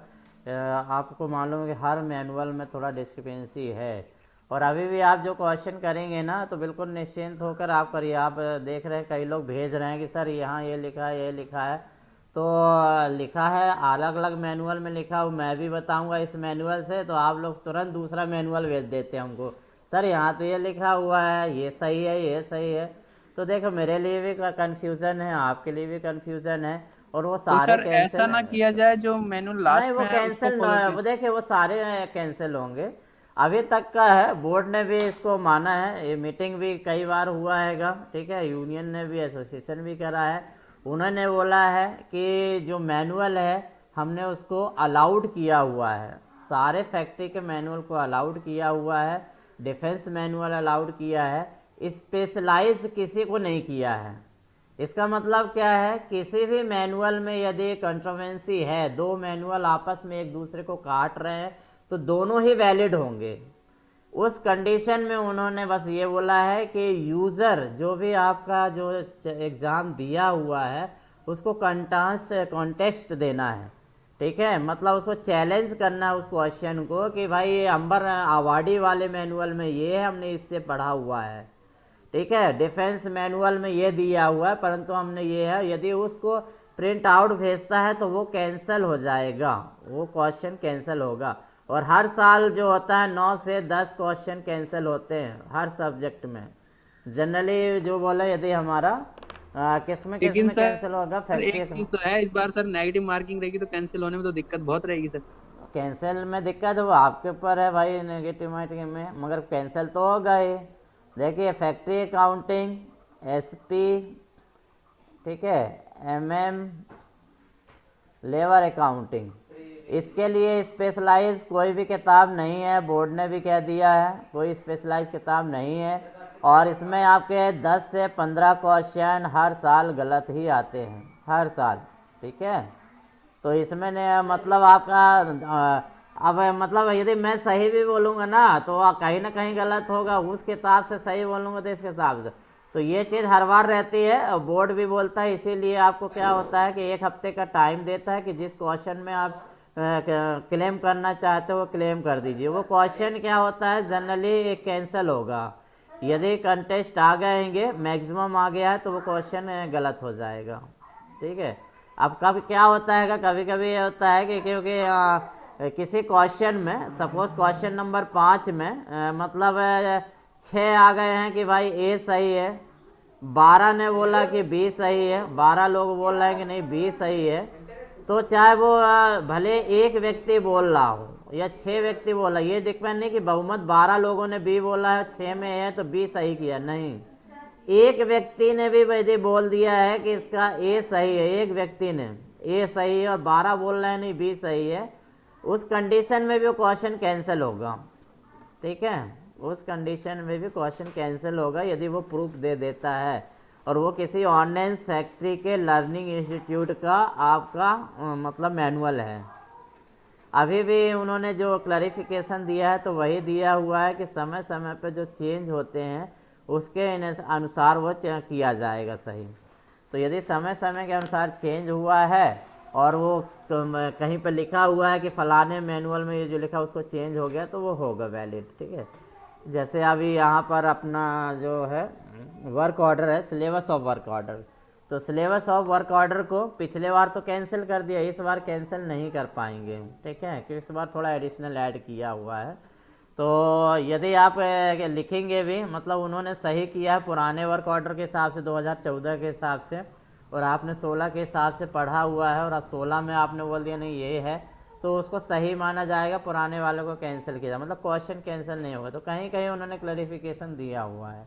बाकी फैक्ट्री अकाउंटिंग, SPMM, MM और लेबर अकाउंटिंग, इसमें उन्होंने क्लैरिफिकेशन नहीं दिया हुआ है, तो इसलिए इसके क्वेश्चन आपके गलत होंगे। तो वही चीज़ है कि जैसे किसी ने बोला 7 दिन है, किसी ने बोला इतने दिन है, तो आप अपने हिसाब से पढ़िए और उसमें करिए। तो कोशिश करते हैं हम क्लैरिफिकेशन दे देते, कहीं कहीं हमको यदि समझ में आता है कि ये है तो उसके लिए हम बता देते हैं। तो यहाँ पर बताया हुआ है कि if necessary however arise the idle type payment for the causes other than those enumerated above separate government sanction, मतलब जो ऊपर ये हैंगे, ठीक है, ये जो इतने कारण हैं, इसमें तो क्या होता हैगा जनरली आपको आइडल टाइम पेमेंट देना ही है। ठीक है, इसके अलावा यदि कोई कारण बन जाता है तो हमको क्या है एडिशनल सेंशन लेना पड़ता है। Separate government sanction will be taken to meet the contingency, मतलब क्या है जैसे हमने बोला ना कि यदि इस कंडीशन के खिलाफ जैसे कोविड आ गया था तो कोविड से हमको किससे लेना पड़ता भाई, आपको मिनिस्ट्री ऑफ डिफेंस से लेना पड़ेगा। बोर्ड है तो बोर्ड भी हाथ नहीं डालता, बोर्ड भी कहीं ना कहीं से लेगा परमिशन, तो मतलब हायर अथॉरिटी की परमिशन लेना पड़ती है। और जनरली आइडल टाइम जहाँ पर होता है तो वो GM है वही आपको अथराइज कर देता है। तो the idle time payment will not be additional on occasion when the due to wrongful action. इसके अलावा यह भी है यदि कोई गलत तरीके से पता चलता है कि वो आइडल टाइम की डिमांड कर रहा है तो, या फिर मिसकंडक्ट ऑफ द एम्प्लॉय हो सकता है। मतलब कभी कभी होता है क्या, मशीन जानबूझ के ख़राब कर देना, काम नहीं करना है ना, तो पता चला मशीन ख़राब कर दिया, या मटेरियल होते हुए आप बोल रहे हैं कि मटेरियल नहीं है, कहीं पे पड़ा हुआ है, इंचार्ज ने मटेरियल आपको नहीं दिया है, ठीक है, तो आप वो कर रहे हैं कि भाई मटेरियल हमको नहीं मिला हुआ है, ये शॉर्टेज है, या पावर शट डाउन कर दिया, कहीं का पता चला कि केबल ही काट दिया। अब केबल काट दिया, परेशान हुआ, जब इंक्वायरी हुई पता चला कि फलाना एम्प्लॉय की मिसकंडक्ट के कारण ये हुआ है, तो ऐसे में मतलब क्या है रिस्ट्रिक्शन लगा देते हैं। मतलब यदि पता चले कि जो रॉन्ग टाइम जो इस टाइप से किया गया हैगा आइडल टाइम जनरेट करने के लिए, तो वहाँ पे अलाउड रिस्ट्रिक्शन करना जो होता है जनरली वो गवर्नमेंट और आपका वो जो GM होते हैं उस पर डिपेंड करता है कि अलाउ करें या रिस्ट्रिक्ट करें। टाइमिंग नहीं दिया है, जैसे प्रदीप जी बोल रहे हैं यदि कोई टाइमिंग देता है तो उसके हिसाब से हम देखेंगे, क्योंकि हमको टाइम नहीं मिल रहा है। लीव पे, इंजरी पे, तो लीव पे जो आप छुट्टी भरते हैंगे तो जनरली उसका वेतन एक्चुअल मिलता है, जो भी वेतन रहता है for the pay day worker included, तो डे वर्कर को भी वही रहता है, पीस वर्कर को भी। तो इंजरी पे लीव मतलब और लीव उसका रेट जो होता है एक बराबर रहता है जनरली। तो डेली मतलब आपका डेली रेट ऑफ जो होता है P/N-S, तो ये आपका डे वर्कर के लिए है, ये आपका डे वर्कर का फार्मूला है, और ये जो पीस वर्कर का है, ठीक है, पीस वर्कर को है, तो ये जो शुरू में पढ़ाया है वेजेस का फार्मूला वही हैगा, अलग से नहीं है। तो लीव पे और इंजरी पे, लीव आप छुट्टी लगाते हो, जो इंजरी पे आपको देखते हो कि कोई भी यदि इंजरी हो जाती है काम करने के दौरान, यदि एक्सीडेंट हो जाता है, उस कंडीशन में वो व्यक्ति क्या होता हैगा कि काम करने योग्य नहीं रहता है, या तो फिर हॉस्पिटल में होता है, या हॉस्पिटल में वो अनफिट कर दिया जाता है उस केस में, ठीक है, कि इसको रिकवर होने में 2 हफ्ते 3 हफ्ते लगेगा, तो उस कंडीशन में यदि डॉक्टर रेफ़र करता है कि काम करने में अनेबल है नहीं है, तो स्पेशल जो होता है इंजरी लीव आपको प्रोवाइड की जाती है। तो इंजरी लीव आपको जो दी जाएगी वो आपका एक प्रकार से मेडिकल लीव ही एक प्रकार से कहलाती हैगी, ठीक है, जिसको एडिशनल मिलेगी, आपको एडिशनल रहेगा। तो उसका फार्मूला दिया है कि मतलब रेट वही रहेगा, जो आपका एक्चुअल रेट रहता है वही आपको रेट मिलेगा इसमें। तो आपका n-s-h upon p upon n-s ही रहता है। नाइट ड्यूटी अलाउंस में देखें तो नाइट ड्यूटी अलाउंस जो होती है पीस वर्कर और डे वर्कर दोनों को मिलता है। बोनस बस जो है पीस वर्कर को बस मिलता है, इतना याद रखना है।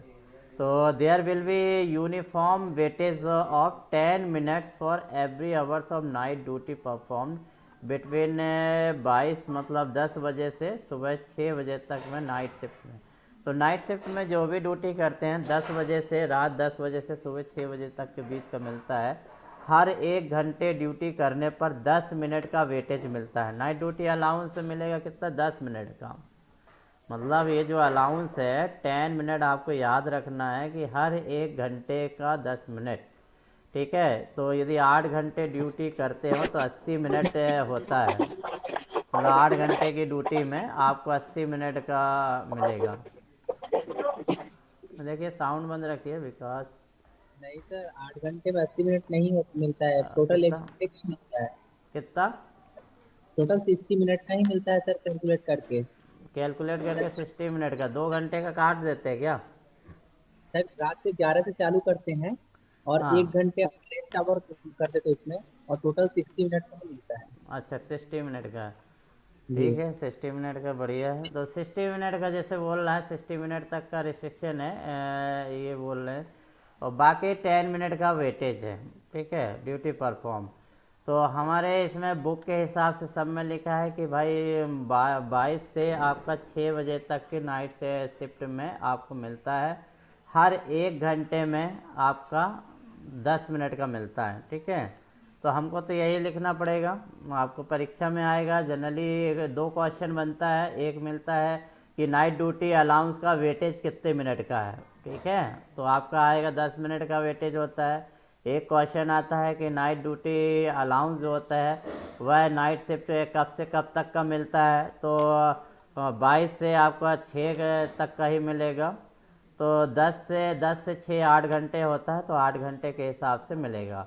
और हर 1 घंटे के में आपका 10 मिनट का है, ठीक है। अब ये 60 वर्ड हम नहीं बोल रहे हैं, आप ये 60 जो है वो कन्फ्यूज़न वाला है, इसलिए आपको याद नहीं करना है। ज़्यादा दिमाग लगाएंगे तो यहाँ पे आप गलत होगा। ये 60 मिनट कहीं लिखा हो तो आप बताइएगा। कोलकाता वाले मैनुअल में दिया हुआ है सर। किस मैनुअल में? कोलकाता वाले में सर। कोलकाता वाले में दिया हुआ है, तो उसमें आप भेजिएगा हमको, ठीक है। ठीक है सर, फोटो भेज दूँगा। भेज दीजिए, जो मतलब जैसा ऐसा चीज़ आता है ना तो आप भेज दे करना, तो उसमें हम भी देख लेंगे, तो फिर उसमें विचार करेंगे।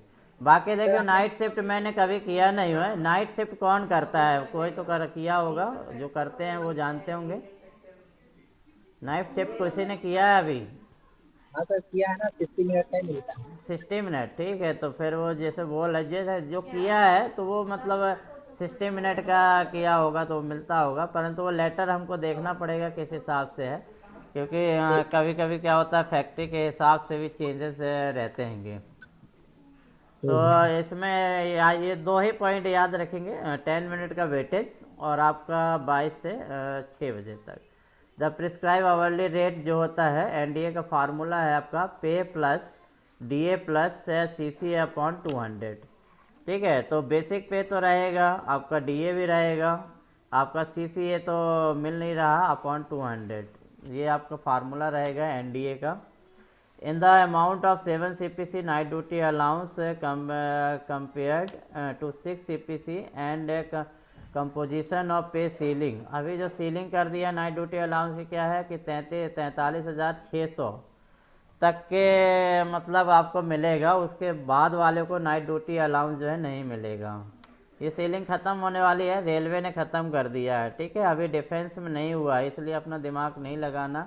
यदि दे दिया जाए कि भाई नाइट ड्यूटी अलाउंस की सीलिंग कितना है, तो चूंकि अभी बहुत से खबरें चल रही कि नाइट ड्यूटी वो जो सीलिंग ख़त्म हो गई है, सीलिंग ख़त्म हो गई है, तो रेलवे में सीलिंग ख़त्म हो गई है। जो 43,600 की सीलिंग है वो रेलवे में ख़त्म हो गई है।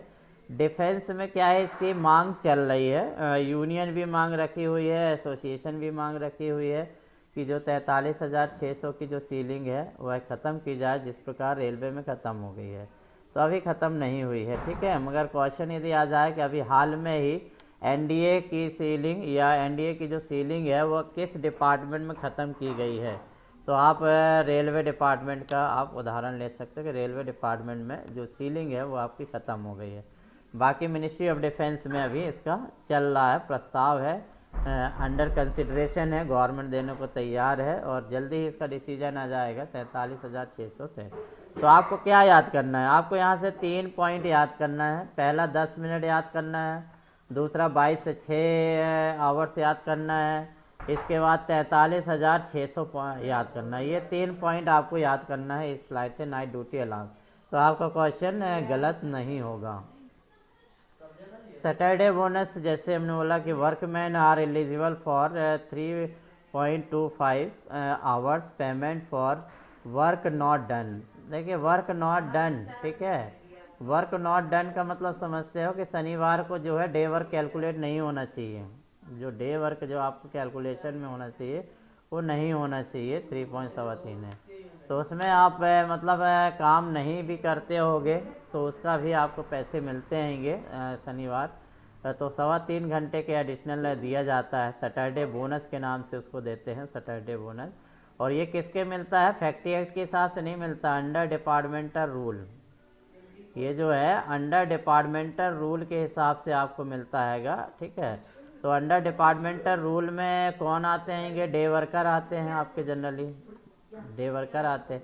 परंतु ये जो हैगा सारे वर्कमैन के लिए एलिजिबल होता है, तो आपको ये मिलना किसको है, दोनों को मिलता है।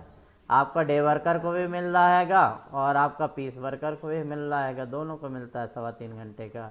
रेट अलग अलग हो जाएगा। डे वर्कर को जो है डिपार्टमेंटल के रूल से उसको ज़्यादा पेमेंट मिलेगा। जैसे ओटी जो है जो डे वर्कर है उनको लगभग 150 रुपये घंटे लगभग बनेगा, ठीक है।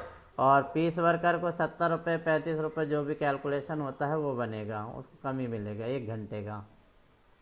तो ये इसे कैसे सैटरडे बोनस के नाम दिया। तो सैटरडे बोनस में आ जाए तो आपका डे वर्कर ये दोनों इंक्लूडेड होगा और 3.25 घंटे का रहेगा, 3.25 घंटे का रहता है, ठीक है। और किस में रहता है, डिपार्टमेंटल एक्ट। ये भी क्वेश्चन आता है कि सैटरडे बोनस जो होता है किस एक्ट के हिसाब से होता है, तो under departmental act, factory act, किस हिसाब से या बोथ कर देता है। तो जनरली अंडर डिपार्टमेंटल रूल के अंदर है, ठीक है। तो अंडर डिपार्टमेंटल रूल के हिसाब से वो देंगे दोनों को ही। कभी कभी कोई व्यक्ति दिमाग लगाते हैं कि यार ये तो पीस वर्कर का होगा, डे वर्कर का नहीं होगा। तो डे वर्कर पीस वर्कर दोनों है, रेट अलग अलग होते हैं, बस इतना याद रखना। इंसेंटिव बोनस, इंसेंटिव बोनस किसे मिलना है आपको, जो डे वर्कर है उनको देना है इंसेंटिव बोनस, ये पीस वर्कर को नहीं मिलता है। तो जनरली मेंटेनेंस वर्कर जो होते हैं उन्हें आपको इंसेंटिव बोनस दिया जाता है, ईएम में जो है उनको दिया जाता हैगा। तो an incentive bonus is paid to essential skilled and semi skilled maintenance worker employed in the maintenance of plant और services with in the factory, ठीक है। अनस्किल्ड को ये वर्कर नहीं दिया जाता है, एक्सक्लूडेड है। तो जो भी स्किल्ड है, सेमी स्किल्ड है, या फिर हम बोले मास्टर क्राफ्टमैन को देंगे या नहीं देंगे, एमसीएम को मिलता है सर आजकल, सर, ठीक है, सब मिलता है। कुल मिला के अबव जो है स्किल्ड सेमी स्किल्ड या स्किल्ड या एमसीएम को भी मिलता है, उसका ज़्यादा।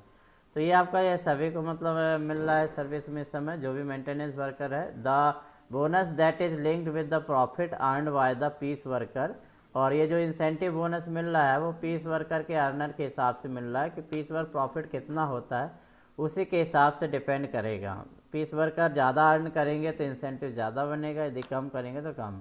तो अकॉर्डिंगली इसमें जनरली होता है दो, जो आपके मेंटेनेंस वर्कर होते हैं 2 प्रकार के होते हैं। एक जो होते हैं ये जो शॉप से अटैच होते हैं, ठीक है। और एक जो होते हैं शॉप से अटैच नहीं होते हैं, जो वर्कशॉप में होते हैं, जो मैन एमएम में बोलते हैं। तो मैन एमएम में जो होते हैं वो भी, उनको भी आपको मिलना है इंसेंटिव बोनस। तो यहाँ पर बोला है जो वर्कर जो है प्रोडक्शन सेक्शन में अटैच है उनको 50% पीस वर्क प्रॉफिट को मिलना है किसी भी मंथ में। जो पीस वर्कर अर्न करेंगे, ठीक है, उस सेक्शन में, तो उसका 50%। जैसे बोला कि किसी सेक्शन में, जिस सेक्शन में आप काम कर रहे हैं, सारे वर्कमैन, जितने भी वर्कमैन, किसी को 35%, किसी को 70%, 50%, उस सेक्शन का ओवरऑल यदि एवरेज आ रहा 60%, तो जो एमएम का वर्कर उस सेक्शन में अटैच होगा उसको 30% मिलेगा। मतलब 50% ऑफ द बोलेंगे जो सेक्शन में अर्न है टोटल एवरेज का। और दूसरा जो है जो सेक्शन से अटैच नहीं है, नॉट अटैच, मतलब वो एमएम वर्कशॉप में है, मशीन में काम कर रहे हैं या फिर हम इरेक्शन में काम कर रहे हैंगे, तो ऐसे लोग जो होते हैं वो शॉप से अटैच नहीं होते हैं। तो शॉप से अटैच नहीं है तो उन्हें पूरे फैक्ट्री का ओवरऑल, जैसे आपके 20 सेक्शन है, 50 सेक्शन है, तो पूरे सेक्शन का पीस वर्क का जो औसत आएगा उसका 50%, ठीक है। तो 50% आपका जो होंगे उनका आपका एवरेज मिलेगा पूरे फैक्ट्री का। लिखा हुआ है average piece work profit earn in the month by all the piece work both individual और gang piece worker in the factory. पूरी फैक्ट्री में जितने भी पीस वर्कर है या गैंग वर्कर है उनका जितना भी ओवरऑल पीस वर्क आता है, जैसे फैक्ट्री का आया 60%, तो 30% जो होता है आपको इनको भी मिलना है। बाकी ये अलग अलग फैक्ट्री में अलग अलग चल रहा है, ठीक है। अभी क्या हो गया है कि सबको जो फैक्ट्री से मतलब शॉप से अटैच है, जो शॉप से अटैच नहीं है, सबको क्या है मतलब फैक्ट्री का 50% दे देते हैं। परंतु कुछ फैक्ट्री में जो होता है इस रूल को फॉलो कर रहे हैं, मगर रूल आपका यही है, इसमें आपको होगा, ठीक है। तो इसी रूल के हिसाब से मिलेगा। इसके बाद आपका गारंटी पे आ जाता है। गारंटी पे जो दिया जाएगा, तो गारंटी पे जनरली जो होता है पीस वर्कर को दिया जाता है यदि किसी कारणवश से कोई वर्कमैन जो है वह पीस वर्क अर्न करने में असमर्थ है, ठीक है, पीस वर्क अर्न नहीं कर पा रहा, तो उस कंडीशन में उसे गारंटी पे दिया जाता है। तो जनरली द बोला है कि the eyes engage in piece work system, जो भी आइज पीस वर्क सिस्टम में है, supported to earn their time wages and earn some profit because the built in incentive in estimate. तो सारे एस्टिमेट जब हम बनाते हैं तो उसमें बिल्ट इन इंसेंटिव होता है। जो हमने बताया था ना कि 25% जो होता है कंपनी बोनस, उसमें हम डाल के रखते हैं वो 12.5% अलग से एडिशनल उसमें डाल के रखते हैं। मतलब 25% कंपनी आपका प्रॉफिट, उसके बाद 12.5% अलाउंसेस। तो ये जो एडिशनल चीज़ है वो एस्टीमेट में है, ऑलरेडी है, ठीक है। तो वो एस्टीमेट में आप अकाउंट क्या करता है 75% तक देता है, 25% बचा लेता है, 25% आपको नहीं देता है, ठीक है। अभी भले सीलिंग अलग है, अभी अपन नहीं जाएंगे। हमको ये है कि 75% की सीलिंग है कि किसी भी एस्टीमेट को बनाया गया है, यदि 8 घंटे है तो 8 घंटे का पेमेंट नहीं करना है आइस को 6 घंटे का ही पेमेंट करना है। तो ये जो 25% बचा रहे हैं वो 25% क्यों बचा रहे हैं कि यदि कोई वर्कर काम नहीं कर पा रहा है तो भाई उसको हमको दिया जाए। तो गारंटी पे क्या होता है उस केस में, हम ऐसे एम्प्लॉयज़ को दे देते हैं जो काम करने में असमर्थ है, नहीं कर पा रहा है, और वो उसको प्रोडक्शन सेक्शन में है। जैसे कभी अचानक चोट लग जाती है तो नहीं है, किसी को प्लास्टर बंधा हुआ है, ठीक है, तो वो काम नहीं कर पा रहा, तो उस केस में भाई उसको कुछ गारंटी पे दे दिया जाए, तो वो गारंटी पे आपका कर सकते हैं। तो however if the worker is not able to do that, यदि आप जो प्रॉफिट अर्न करने में वो समर्थ नहीं है, काम नहीं कर पा रहा, तो he is supported by an element no guarantee pay. तो उसे गारंटी पे के रूप में उसको सपोर्ट किया जाता है कि भाई उसको कुछ मिले ताकि उसका वेजेस जो है माइनस ना हो। अब ये जो इक्वल होता है गारंटी पे क्या होता है कि टाइम वेजेस में प्लस इंक्रीमेंट पे प्लस ओटी पे, ये सारा ऐड करके उसमें से माइनस कर देना है आपका पीस वर्कर अर्निंग। जो भी पीस वर्कर अर्निंग है वो माइनस करेंगे, प्लस आपका ओटी बोनस जो है ये आपका माइनस कर देंगे। ओटी आपका रहेगा ओटी माइनस, तो ये आपका 2 अर्निंग जो होता है माइनस कर दिया जाता है। जो सेक्शन का पीस वर्क अर्निंग है जनरली एवरेज जो पीस वर्कर है वो माइनस कर देते हैं और ओटी माइनस कर देते हैं। तो बाकी जो आपका टाइम बेसिस इंक्रीमेंटल पे ओटी, तो इंक्रीमेंटल तो पे में मिल नहीं रहा, टाइम बेसिस मिल रहा है, ओटी पे मिल रहा है, तो उतना मिलेगा और इतना ये मतलब उसको भी पेमेंट कुछ ना कुछ मिलेगा, भले वो काम कर रहा है नहीं कर रहा है। सर एक चीज और हो सकती है ना, जैसे मान लीजिए कोई पीस वर्कर जो है काम कम करता है तो उसके जो गैप आएगा सर उसको भी फिल करने के लिए गारंटी पे दे सकते हैं ना? हाँ उसको भी कर सकते हैं, ये मैनेजमेंट के ऊपर रहता है। मगर ये जो है ना एलिमेंट है बहुत पहले इम्प्लीमेंट होता रहा है। आजकल क्या है गारंटी पे आप कभी सुनेंगे नहीं, आपके पेमेंट में नहीं तो अलग हेड कोड आता रहा, ठीक है। जब आपका पेमेंट स्लिप देखते हैं तो उसमें गारंटी पे अलग से हाईलाइटेड रहता रहा। मैं तो समझ लो 11-12 साल से फैक्ट्री में, 2010 से फैक्ट्री में हूँ, मगर गारंटी पे कभी नहीं देखा है कि गारंटी पे दिया हुआ, क्योंकि मैं यूनियन से भी बिलोंग कर रहा था तो वहाँ पे भी कभी नहीं है। तो ये है दिया जा सकता है, परंतु बहुत सारे देते हैं और कहीं कहीं नहीं देते हैं। तो जनरली क्या है सब आजकल जो काम नहीं करता उसको भी पीस पर बुकिंग करते हैं, नहीं करते। आपको भी मालूम है जो नेतागिरी में रहते हैं दिन भर काम नहीं करते हैं, उनको भी 32%, 30%, 70% बुकिंग हो जाती है ना, ठीक है। तो कैसे हो जाती है, उनको दे दिया जाता है। जो काम नहीं कर रहा भाई उसको पलस्तर बंधा हुआ ये है वो, तो क्या करता है कि भाई यहाँ से घंटे निकाल के उसको दे दो। तो एक्चुअली क्या ये सब लिखा पड़ी है, यदि गारंटी पे आप करेंगे तो इसकी रिपोर्ट बनेगी, जनरल मैनेजर साइन करेगा और आपका अकाउंट में ऑडिट वाला भी बनेगा। उसके बाद ये बोर्ड में भी जाना है। जब आपका वो बनेगा ना, ये जो आपका समझ लो लास्ट में बनाते हैं बजट, तो बजट में ये एडिशनल ओवरहेड के फॉर्म में देखा जाएगा। तो गारंटी पे को अलग पे करना, तो इतना लिखा पढ़ी से बचने के लिए मतलब लोअर लेवल से अपर लेवल तक जाएगा और ऑडिट ऑब्जेक्शन बनेगा। इन सब से बचने के लिए सबसे सही तरीका होता है कि भाई यहाँ से घंटे निकाल के वहाँ दे दीजिए, ये काम ख़त्म कर देते हैं।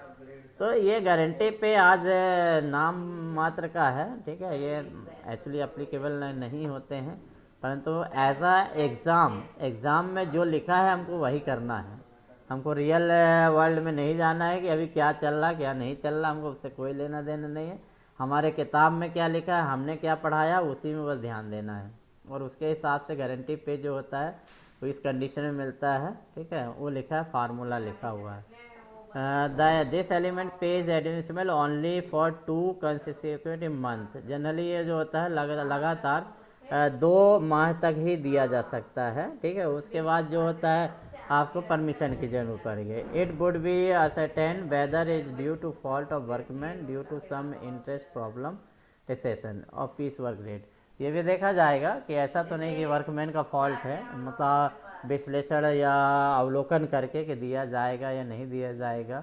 यदि कहीं कहीं फॉल्ट है वर्कमैन का तो वहाँ नहीं भी दिया जाएगा। तो पीस वर्क रेट के हिसाब से आपका ये आपको गारंटी पे दे, और ये फार्मूला है, फार्मूले पे होगा।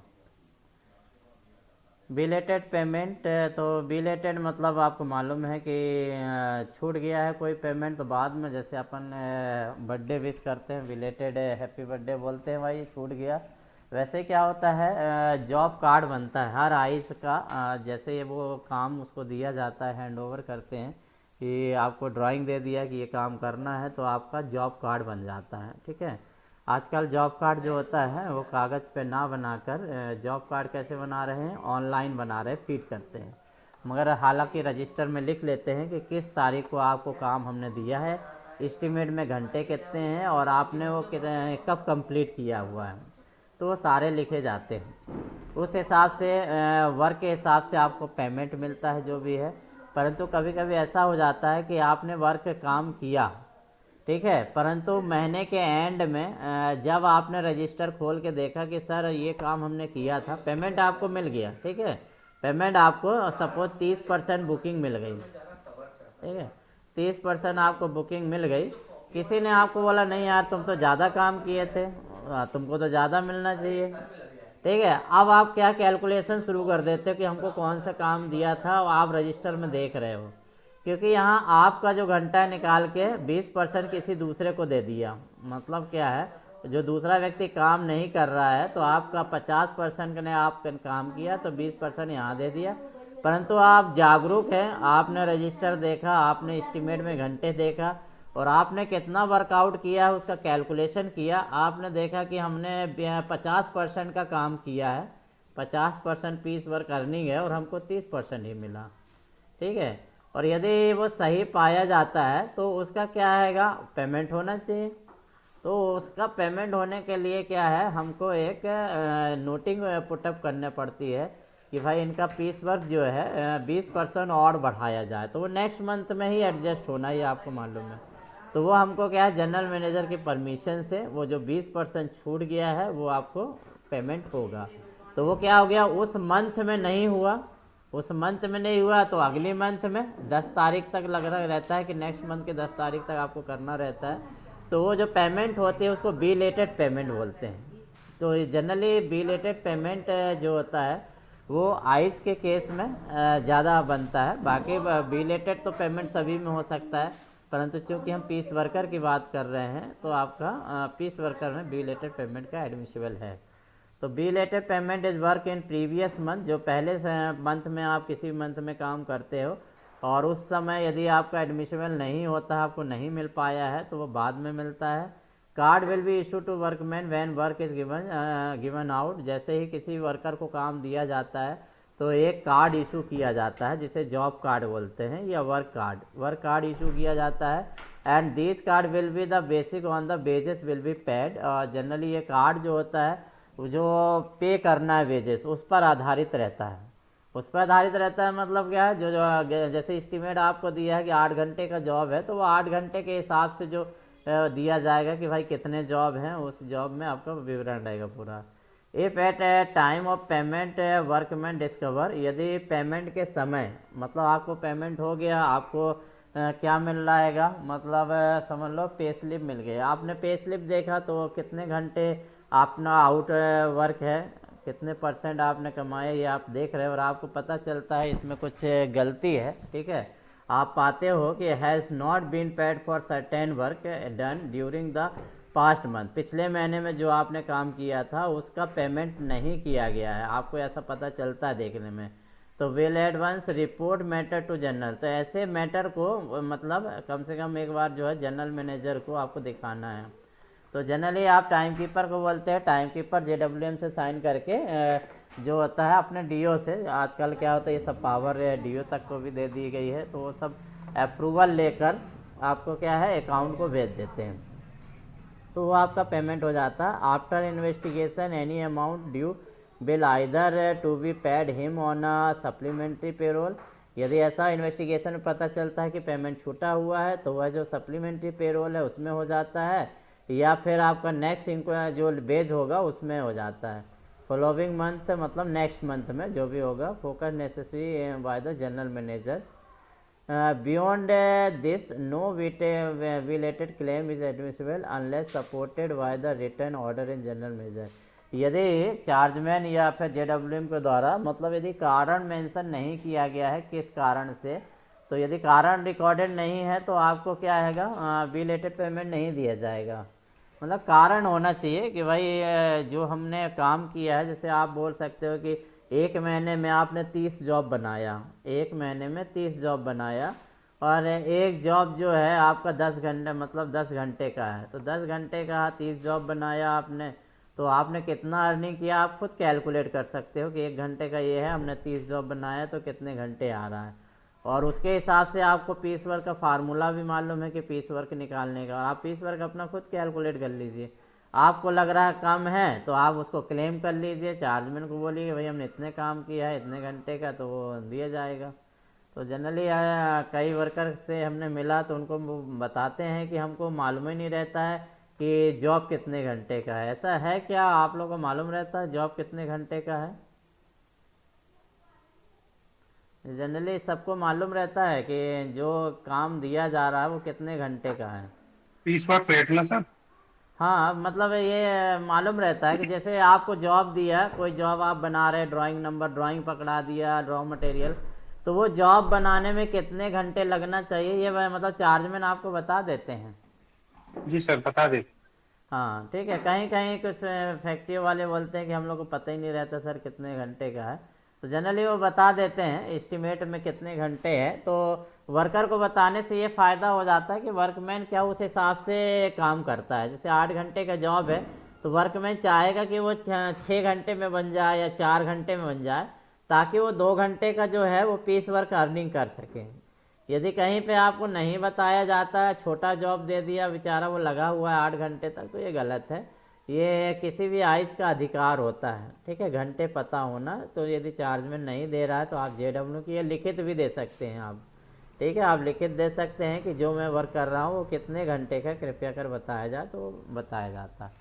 तो बिलेटेड मतलब इतना ही, मतलब बहुत ज़्यादा दिमाग नहीं लगाना। बिलेटेड मतलब होता है कि जो आपने काम किया है, जो जॉब कार्ड मिला उसके हिसाब से काम किया है, परंतु कुछ घंटे बुकिंग में छूटे हुए हैं। आपको यदि समझ लो 240 घंटे काम किए और बुकिंग 180 घंटे की मिल रही है या 190 घंटे की मिल रही है, तो उस केस में आप यदि रिटर्न देते होगे, जस्टिफिकेशन देते हो कि भाई हमने इतने जॉब किया, इस एस्टीमेट में काम किया है, और यदि वैलिड पाया जाता है तो वो परमिशन से क्या होता है, GM अप्रूवल के बाद वो आपको अकाउंट भेज के वो पेमेंट हो जाती है, ठीक है। तो यही आपका बिलेटेड पेमेंट है। तो बिलेटेड पेमेंट जो होता है जनरली यदि हम बोले किसे पेबल होता है, तो इंडस्ट्रियल एम्प्लॉयज़ जो होता है उसी को बिलेटेड पेमेंट्स दी जाती है, जो आपका पीस वर्कर है।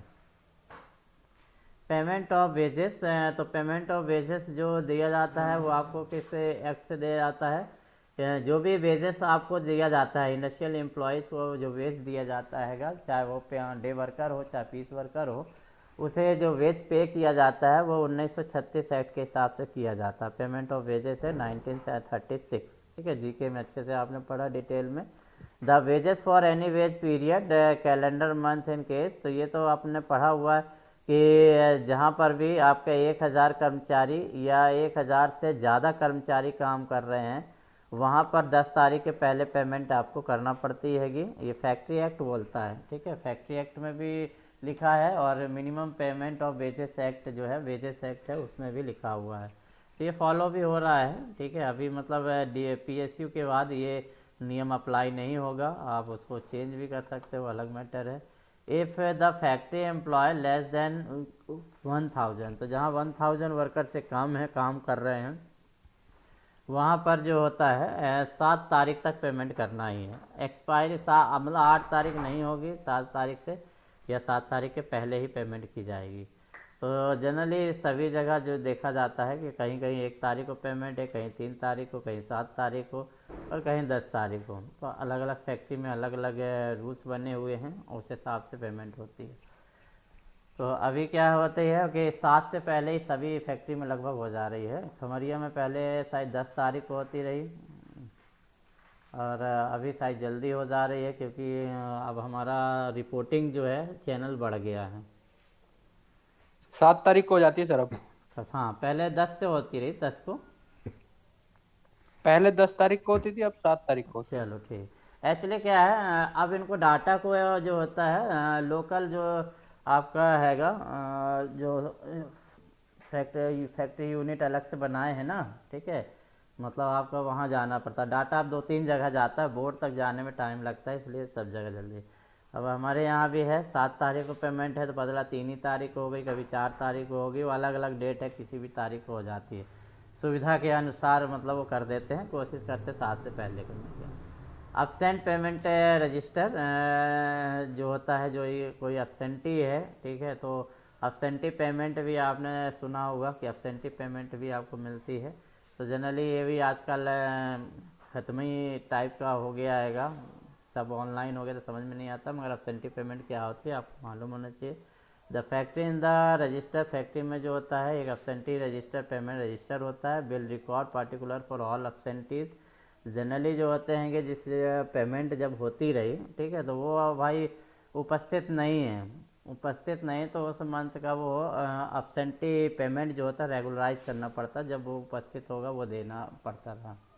So this will be regularized audited every month by account and ensure that is the entry recorded thereon agreed as per the disbursement certificate।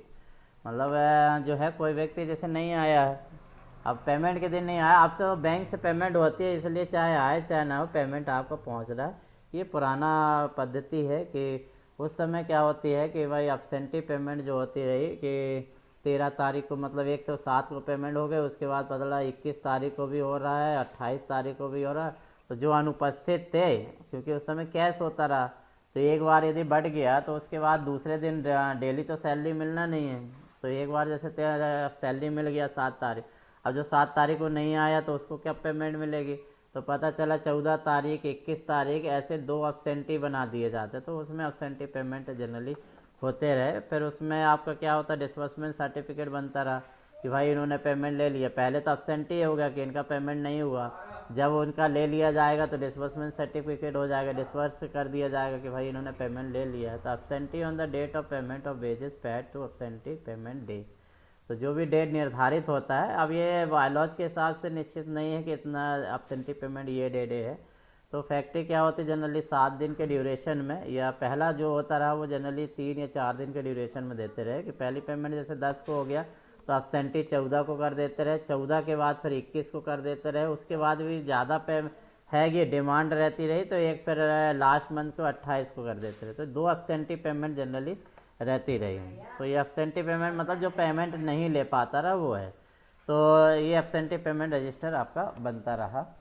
तो अभी क्या है, अभी ये सब एब्सेंटी पेमेंट अभी रेगुलराइज किससे हो गया है, बैंक पेमेंट हो गया। तो एब्सेंटी पेमेंट की ज़रूरत नहीं है, व्यक्ति आया चाहे ना आया हो आपको पेमेंट मिलेगी ही। तो अब ये आपका नहीं रहेगा, एब्सेंटी पेमेंट का आएगा तो आपको लिखना बुक के हिसाब से, ठीक है। हमारे ये नहीं है कि अभी चेंज हो गया तो एब्सेंटी पेमेंट ख़त्म हो गया है, ऐसा नहीं है। एब्सेंटी पेमेंट अभी भी होते हैं, यदि कोई कहीं पर कैश पेमेंट हो रहा है, कैश में वो उपस्थित नहीं हुआ है तो उसको एब्सेंटी पेमेंट मिलेगी। इसके बाद एग्रीमेंट फॉर्म लेबर आपका AFL, ये कोर्स में है इसीलिए ये सब पॉइंट हमने लिख दिया हैगा। तो एग्रीमेंट फॉर्म ऑफ लेबर मतलब ये होता है कि अकाउंट पूरा पेमेंट जब बना लेता है ना, जितना जैसे डे वर्क कार्ड चला जाता है, पीस वर्क कार्ड अकाउंट के पास गया, कितने दिन का छुट्टी उट्टी है, ये सारा अकाउंट के बाद चला, तो अकाउंट क्या है एक फाइनल फॉर्म बनाएगा एक कि आपको इतना पेमेंट है, ठीक है। वो पेमेंट तो पूरा हो जाएगा, उसके हिसाब से 3 कॉपी बनाएगा अकाउंट जो FL फॉर्म है, और 2 कॉपी जो है जनरल मैनेजर को दे देगा या फैक्ट्री को दे देगा। तो LV और ET जो है LV के पास जाएगा, तो LV क्या है उसी में से देखेगा कि भाई कितना पेमेंट है। अब कुछ पेमेंट क्या होता है उनको काटना पड़ता हैगा, जैसे आपने कोई एडवांस लिया हुआ है या पता चला कि कोई लीव फॉर्म बढ़ा 30 के बाद लीव फॉर्म पेमेंट बना दिया उन्होंने, ठीक है, AFL बना दिया है, उसके बाद आप लीव फॉर्म भर रहे हैं 2 तारीख को 3 तारीख को, तो उसमें कुछ हो गया, या कोई बी रिलेटेड पेमेंट का आ गया, पीस वर्क अर्निंग का आ गया, तो उस केस में वो सारा चीज़ जो जाता है। तो एक्चुअली AFL क्या है जो बना लिया है पेमेंट करने से पहले, पेमेंट जब फाइनल पेमेंट करेंगे उससे पहले जो उन्होंने एक रफ खाका तैयार कर दिया है कि भाई इतना पेमेंट करना है आइस की, उसके बाद फैक्ट्री को देने के बाद यदि LV में कोई आता है कि भाई नहीं इसका तो ड्यू है, या बोलें कि भाई ये डेपुटेशन में गया था, डेपुटेशन में गया 15 दिन से उसने फॉर्म भी नहीं भरा, तो उसका क्या है डेपुटेशन का पैसा आपका पेनाल्टी इंटरेस्ट पेनल काटना है, या फिर बोल दिया कि भाई ये जो है इसका 2 दिन का छुट्टी जो है काट दी जाए, मतलब पेमेंट काटा जाए। तो इस प्रकार से जो भी चेंजेस करना है तो चेंजेस करने के बाद साइन करा के फिर आपको अकाउंट एक कॉपी भेज देते हैं। तो अकाउंट ऑफिस प्रिपेयर AFL करता है 3 कॉपी में जनरली तैयार करता है। 2 copies will be forwarded to factory management को भेज देता है, who will return 1 copy duly completed by giving the particular amount actually paid, कितना पेमेंट पैड किया है, जैसे आप पेमेंट करेंगे तो पैड करना है, कितना आपको पैड नहीं हुआ हैगा, रिकवरी कितनी है, डिडक्शन कितना हुआ, ये सारा चीज़ आपको भर के दे देगा। तो all supporting schedule will be forwarded along with the AFL, जो भी आपका जितना भी सपोर्टिंग शेड्यूल होगा, मतलब शेड्यूल का मतलब ये है कि जैसे किस्त है क्या आपका एडवांस की किस्त है तो कितनी किस्त है वो है, कितनी किस्त आ गया है, तो इस प्रकार के कई जगह होता है पेमेंट में शेड्यूल्स रहते हैं, तो वो शेड्यूल भी मेंशन रहते हैंगे। The due date of submission of AFL जो है 10th month of the 2nd month, तो जो होता है जैसे इस मंथ की आपकी पेमेंट हो गया है तो नेक्स्ट मंथ में 10 तारीख तक जनरली होती कि AFL की कॉपी जो है आपको उसमें देना पड़ती है। जैसे पेमेंट आपने दे दिया, सारी आइज को पेमेंट दे दिया, कितने लोगों को पेमेंट नहीं गई है या किसी ने भाई उसमें चेंजेस आए हैं, तो उसका भी मतलब उसका वर्णन करके रिमार्क कॉलम में करके और उसको AFL अकाउंट को दे देते हैं सेकेंड मंथ, क्योंकि उस मंथ आप पेमेंट कर देते हैं, उसके बाद जो भी चेंजेस हैं वो आप करते हैं। तो ये एग्रीमेंट फॉर्म लेबर होता हैगा। ये क्वेश्चन आता है कि हु प्रिपेयर द AFL, आपका ऑप्शन आएगा LV section, labour office, labour bureau, account office, इसी पर आता है एस्टिमेटेड सेक्शन, प्लानिंग सेक्शन, कुछ भी दे सकता है। तो आपको मतलब ये इसमें यदि पॉइंट याद रखना तो याद रखना है कि भाई ये जो AFL होता है उसका full form agreement form labour होता है। दूसरा पॉइंट याद रखा है अकाउंट ऑफिस बनाता है। तीसरा पॉइंट याद रखना है ये 3 कॉपी में तैयार होता है। चौथा पॉइंट याद रखना है 2 कॉपी फैक्ट्री मैनेजमेंट को तैयार होती है। फिर उसके बाद याद रखना है कि 1 कॉपी जो होता है वो पूरा पेमेंट अनपेड अनपढ़ की डिटेल भर के जो होता है वो आपको अकाउंट को ड्यूली साइंड और सील करके वापस करता है। इसके बाद पॉइंट याद रखना है कि जनरली जो सबमिशन की डेट होती है इसकी 10th of the second month तक आपको 10th है मतलब 30 या 2 तारीख को आपको बना के दे देगा। उसके बाद यदि सही है तो पेमेंट करिए, यदि कुछ ड्यूज़ है तो वो लिख कर आपको वापस करना सेकेंड मंथ तक। तो ऐसे मतलब जो मेजर पॉइंट है वो आपको याद रखने हैं, उसी से आपके क्वेश्चन बनते हैं पहले। तो यहाँ तक का ये पूरा आपका कंप्लीट हुआ जो हमारा को था। यदि हम सिलेबस में देखें तो हमारा क्या हो गया हैगा, समझ लो वेजेस है, कैलकुलेशन देखने की ज़रूरत नहीं है। ये element, idle time, over time, save night duty, allowance है, पूरा ये सारा चीज़ यहाँ पर हो गया है। इसके बाद मास्टर रोल आपने पढ़ा दिया था, पेमेंट ऑफ आइज रिलेटेड बता दिया। एडवांस पेमेंट जो है, एडवांस पेमेंट मतलब आपको मालूम है कि एडॉक पेमेंट जो होती है या एडवांस होती है तो वो हैगा। अब्सेंटी पेमेंट बता दिए हैं। थोड़ा अब day work card, piece work card हालांकि हमने बता चुके हैं कि इसमें फैक्ट्री अकाउंटिंग में ऑलरेडी हमने पढ़ाया हुआ है। और ये वाला जो चैप्टर है फाइनेंशियल और कॉस्ट अकाउंटिंग, तो कॉस्ट अकाउंटिंग का हमने पूरा पढ़ा दिया है आपका लेबर चार्जेस का, ठीक है। फाइनेंशियल यदि बोले तो फाइनेंशियल भी आपका वही है। तो ये जो फाइनेंशियल है ना ये ई-कॉमर्स ले लेता है। ये जो अभी आपका बना रहे हैं तो आप को सबसे सरल तरीका मैं बता रहा हूँ, यदि आपको ये चाहते हैं कि एक भी क्वेश्चन मिस ना हो इसमें से, ठीक है, फाइनेंशियल और कॉस्ट अकाउंटिंग से, तो आपको बस इतना करना है, इसका MCQ आप तैयार कर लें, ठीक है। मतलब इसको कॉपी करें और सीधे आप यहाँ पर आ जाएं, क्योंकि ये जो नेट से ही बनाता है, जो भी बनाएगा इसको नेट से ही बनाएगा। ये कोर्स में मेंशन नहीं है, आपके कोर्स में नहीं है, तो जनरली कॉमर्स से भी दे देता है। तो जस्ट आप MCQ ऑन आप टाइप करेंगे, ठीक है, Ctrl+V टाइप करें तो उसमें से आपके काफ़ी क्वेश्चन जो है लेबर कॉस्टिंग जैसे ये आ गया आपका, इसमें से आप पढ़ सकते हैंगे। चाहे तो आप PDF दे दीजिए तो PDF में आ जाएगा, जनरली इसमें नहीं है। कॉस्ट अकाउंटिंग कर दीजिए, लेबर चार्जेस तो आएगा ही, और साथ में आप PDF मार दीजिए, ठीक है। तो कॉस्ट अकाउंटिंग और मैनेजमेंट ये तो जैसे ये ऐसे आ जाते हैं ना, तो ये आपको इस टाइप से आप मतलब कुछ थ्योरेटिकल क्वेश्चन तो आप कर ले करना। जैसे अब ये 22 पेज का है तो इसमें काफ़ी क्वेश्चन है, तो जो बनाने वाला पेपर रहता है ना वो यहीं से बनाता है। आपको क्या उसको जब मिलेगा नहीं तो वो यहीं से बनाएगा, सीधे सीधे उठाएगा और आपका बना देगा।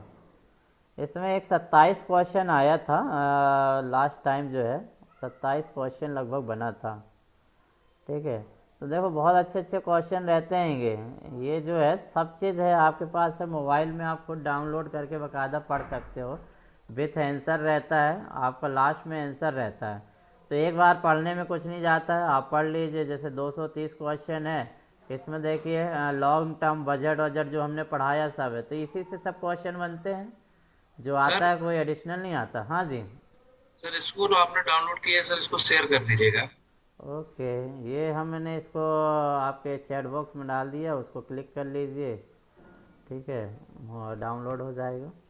तो मतलब कहने का तात्पर्य ये है कि ये वाला जो पोर्शन है ना सबको परेशान करता है। पिछले बार 27 क्वेश्चन आया था और वो भी एक ही PDF से आया था, जिसको चैलेंज खमरिया वालों ने किया था बाकायदा। लेटर भी बोर्ड को लिखा था कि ये क्यों हुआ कि एक ही पीडीएफ से 27 क्वेश्चन दिए गए थे। याद होगा, प्रदीप लोग भी हैं, इन्होंने भी दिया था। ठीक है, और जीसीएफ से भी गया था। आप ही ने बताया था ना, प्रदीप ने बताया था। तो 27 या कितने क्वेश्चन आए सर थे? पिछली बार दिक्कत हो गई थी मेरे को। हाँ, तो उसके कारण दिक्कत हो गई, सिलेक्शन नहीं हो पाया। कारण 3 वही था नंबर से रह गया था सर कि ऐसा कैसे हो सकता है कि एक टॉपिक से आप 27 क्वेश्चन देंगे और लेबर अकाउंटिंग में आप फैक्ट्री अकाउंटिंग में दे देंगे। तो ये वाला जो टॉपिक है बहुत परेशान करता है, इसलिए हमने इसमें से लिया है। आपको इस बार हमने काफ़ी पढ़ाया हुआ है। जो कॉस्ट अकाउंटिंग का जो हमने पढ़ाया था ना, मार्जिनल अकाउंटिंग, बजट वजट, ये सारा वो सब इसी में आ जाता है। ये हमारे किसी भी बुक में मैनुअल में नहीं है, ये भी मैं बता दे रहा हूँ। ये चैप्टर एडिशनल है जो किसी भी मैनुअल में नहीं है। तो इसको आप नोट डाउन कर लेंगे कि इसको इंटरनेट से ही हमको पढ़ना है। ठीक है, पीडीएफ जो है अब 3-4 पीडीएफ हैं। जैसे एक हमने शेयर किया, आप देखेंगे तो 3-4 पीडीएफ है। एक पीडीएफ में शायद 180 या 189 क्वेश्चन थे, उसमें से 27 क्वेश्चन वो भी रेगुलर आ गए। मतलब उठाते गया, कट कॉपी पेस्ट करके पूरे क्वेश्चन डाल दिए। तो ये 2020 का ही में हुआ था, तो इसलिए मैं बोला ये पढ़ लीजिए। इसका वर्कमैन अंडर कंपनसेशन एक्ट जो है ये हमने पढ़ा चुके हैंगे। जो ओपी है उसमें ही पढ़ाया हुआ है। इसमें से कुछ अभी हम और पढ़ाएंगे, एक क्लास और अच्छे से लेंगे। ठीक है, जो कुछ छूटे हुए उस पर डिस्कस करेंगे और बीच में हो सकता है 2 क्लास हो जाए। उसके बाद हम ये लेबर अकाउंटिंग ख़त्म करेंगे और इसके बाद स्टोर प्रोसीजर नहीं पढ़ाएंगे, मैं बता दे रहा हूँ आपको। चूँकि हमको क्वेश्चन बनाना है, तो उसमें भले आपको हम टेस्ट देंगे, क्योंकि टेस्ट इस समय नहीं हो रहे हैं। और इस समय आपको चाहिए है क्या, टेस्ट चाहिए हैं और मॉडल पेपर चाहिए हैं। यदि मैं पढ़ाऊँगा तो कोई मतलब नहीं होगा, उसी चीज़ को रिपीटेड होगा, आपका समय बर्बाद होगा, हमारा भी होगा। क्योंकि फैक्ट्री में हमें भी काम करने जाता, मेरे को भी 2 घंटे 3 घंटे मिलते हैं। तो 2-3 घंटे टेस्ट लेना चालू कर दो सर। वही है कि वो टेस्ट लेना चालू करेंगे। अब केवल प्रैक्टिस का टाइम है, 1 महीने टाइम मान के चलेंगे कि हमारे पास 1 महीने ही है। और 1 महीने में हम जितना प्रैक्टिस कर सकें उतना प्रैक्टिस करिए।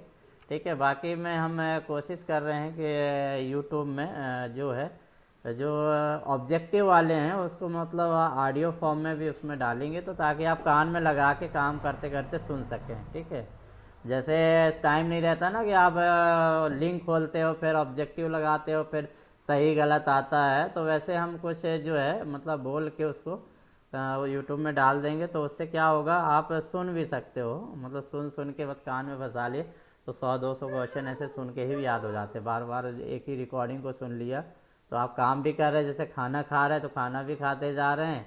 ठीक है, और कान में फंसा के उसको सुन भी लिया, तो कोई दूसरा जब बोलता है तो उसे याद भी हो जाता है। तो ऐसे कोशिश करेंगे वो प्रोवाइड करने का। तो चलिए, थैंक यू सभी को। दीपावली के दिन छुट्टी रहेगी, दूसरे दिन भले पढ़ाई होगी। ठीक है, और आईटी का तो हमारा सिलेबस चल ही रहा, तो आईटी का 3 दिन या 4 दिन क्लास चल रही। ठीक है, ओके, थैंक यू सभी को, धन्यवाद। Thanks to sir. कल क्लास रहेगी क्या सर?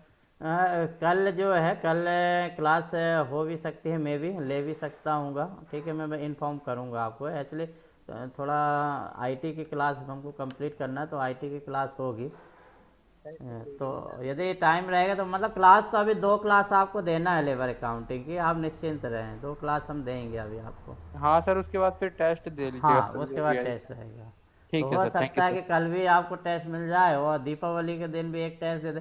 टेस्ट हाँ सर, मतलब दे देना उसमें सर, नहीं कोई है। दिक्कत नहीं सर, हाँ, तो उसमें वही वो है, डाल टेस्ट देना, हो वो तो सकता अच्छा है है आपको सर। दीपावली में मिल जाएगा। हाँ सर, वो तो आपको टेस्ट रूम में डाल देंगे वो ना। किसी भी समय आप दे सकते हैं, एक शेड्यूल रहेगा, उस टाइम में कंपलसरी रहेगा, उसके बाद लाइन खुली रहेगी, आप देते रहिए। जी जी जी जी, थैंक यू सर।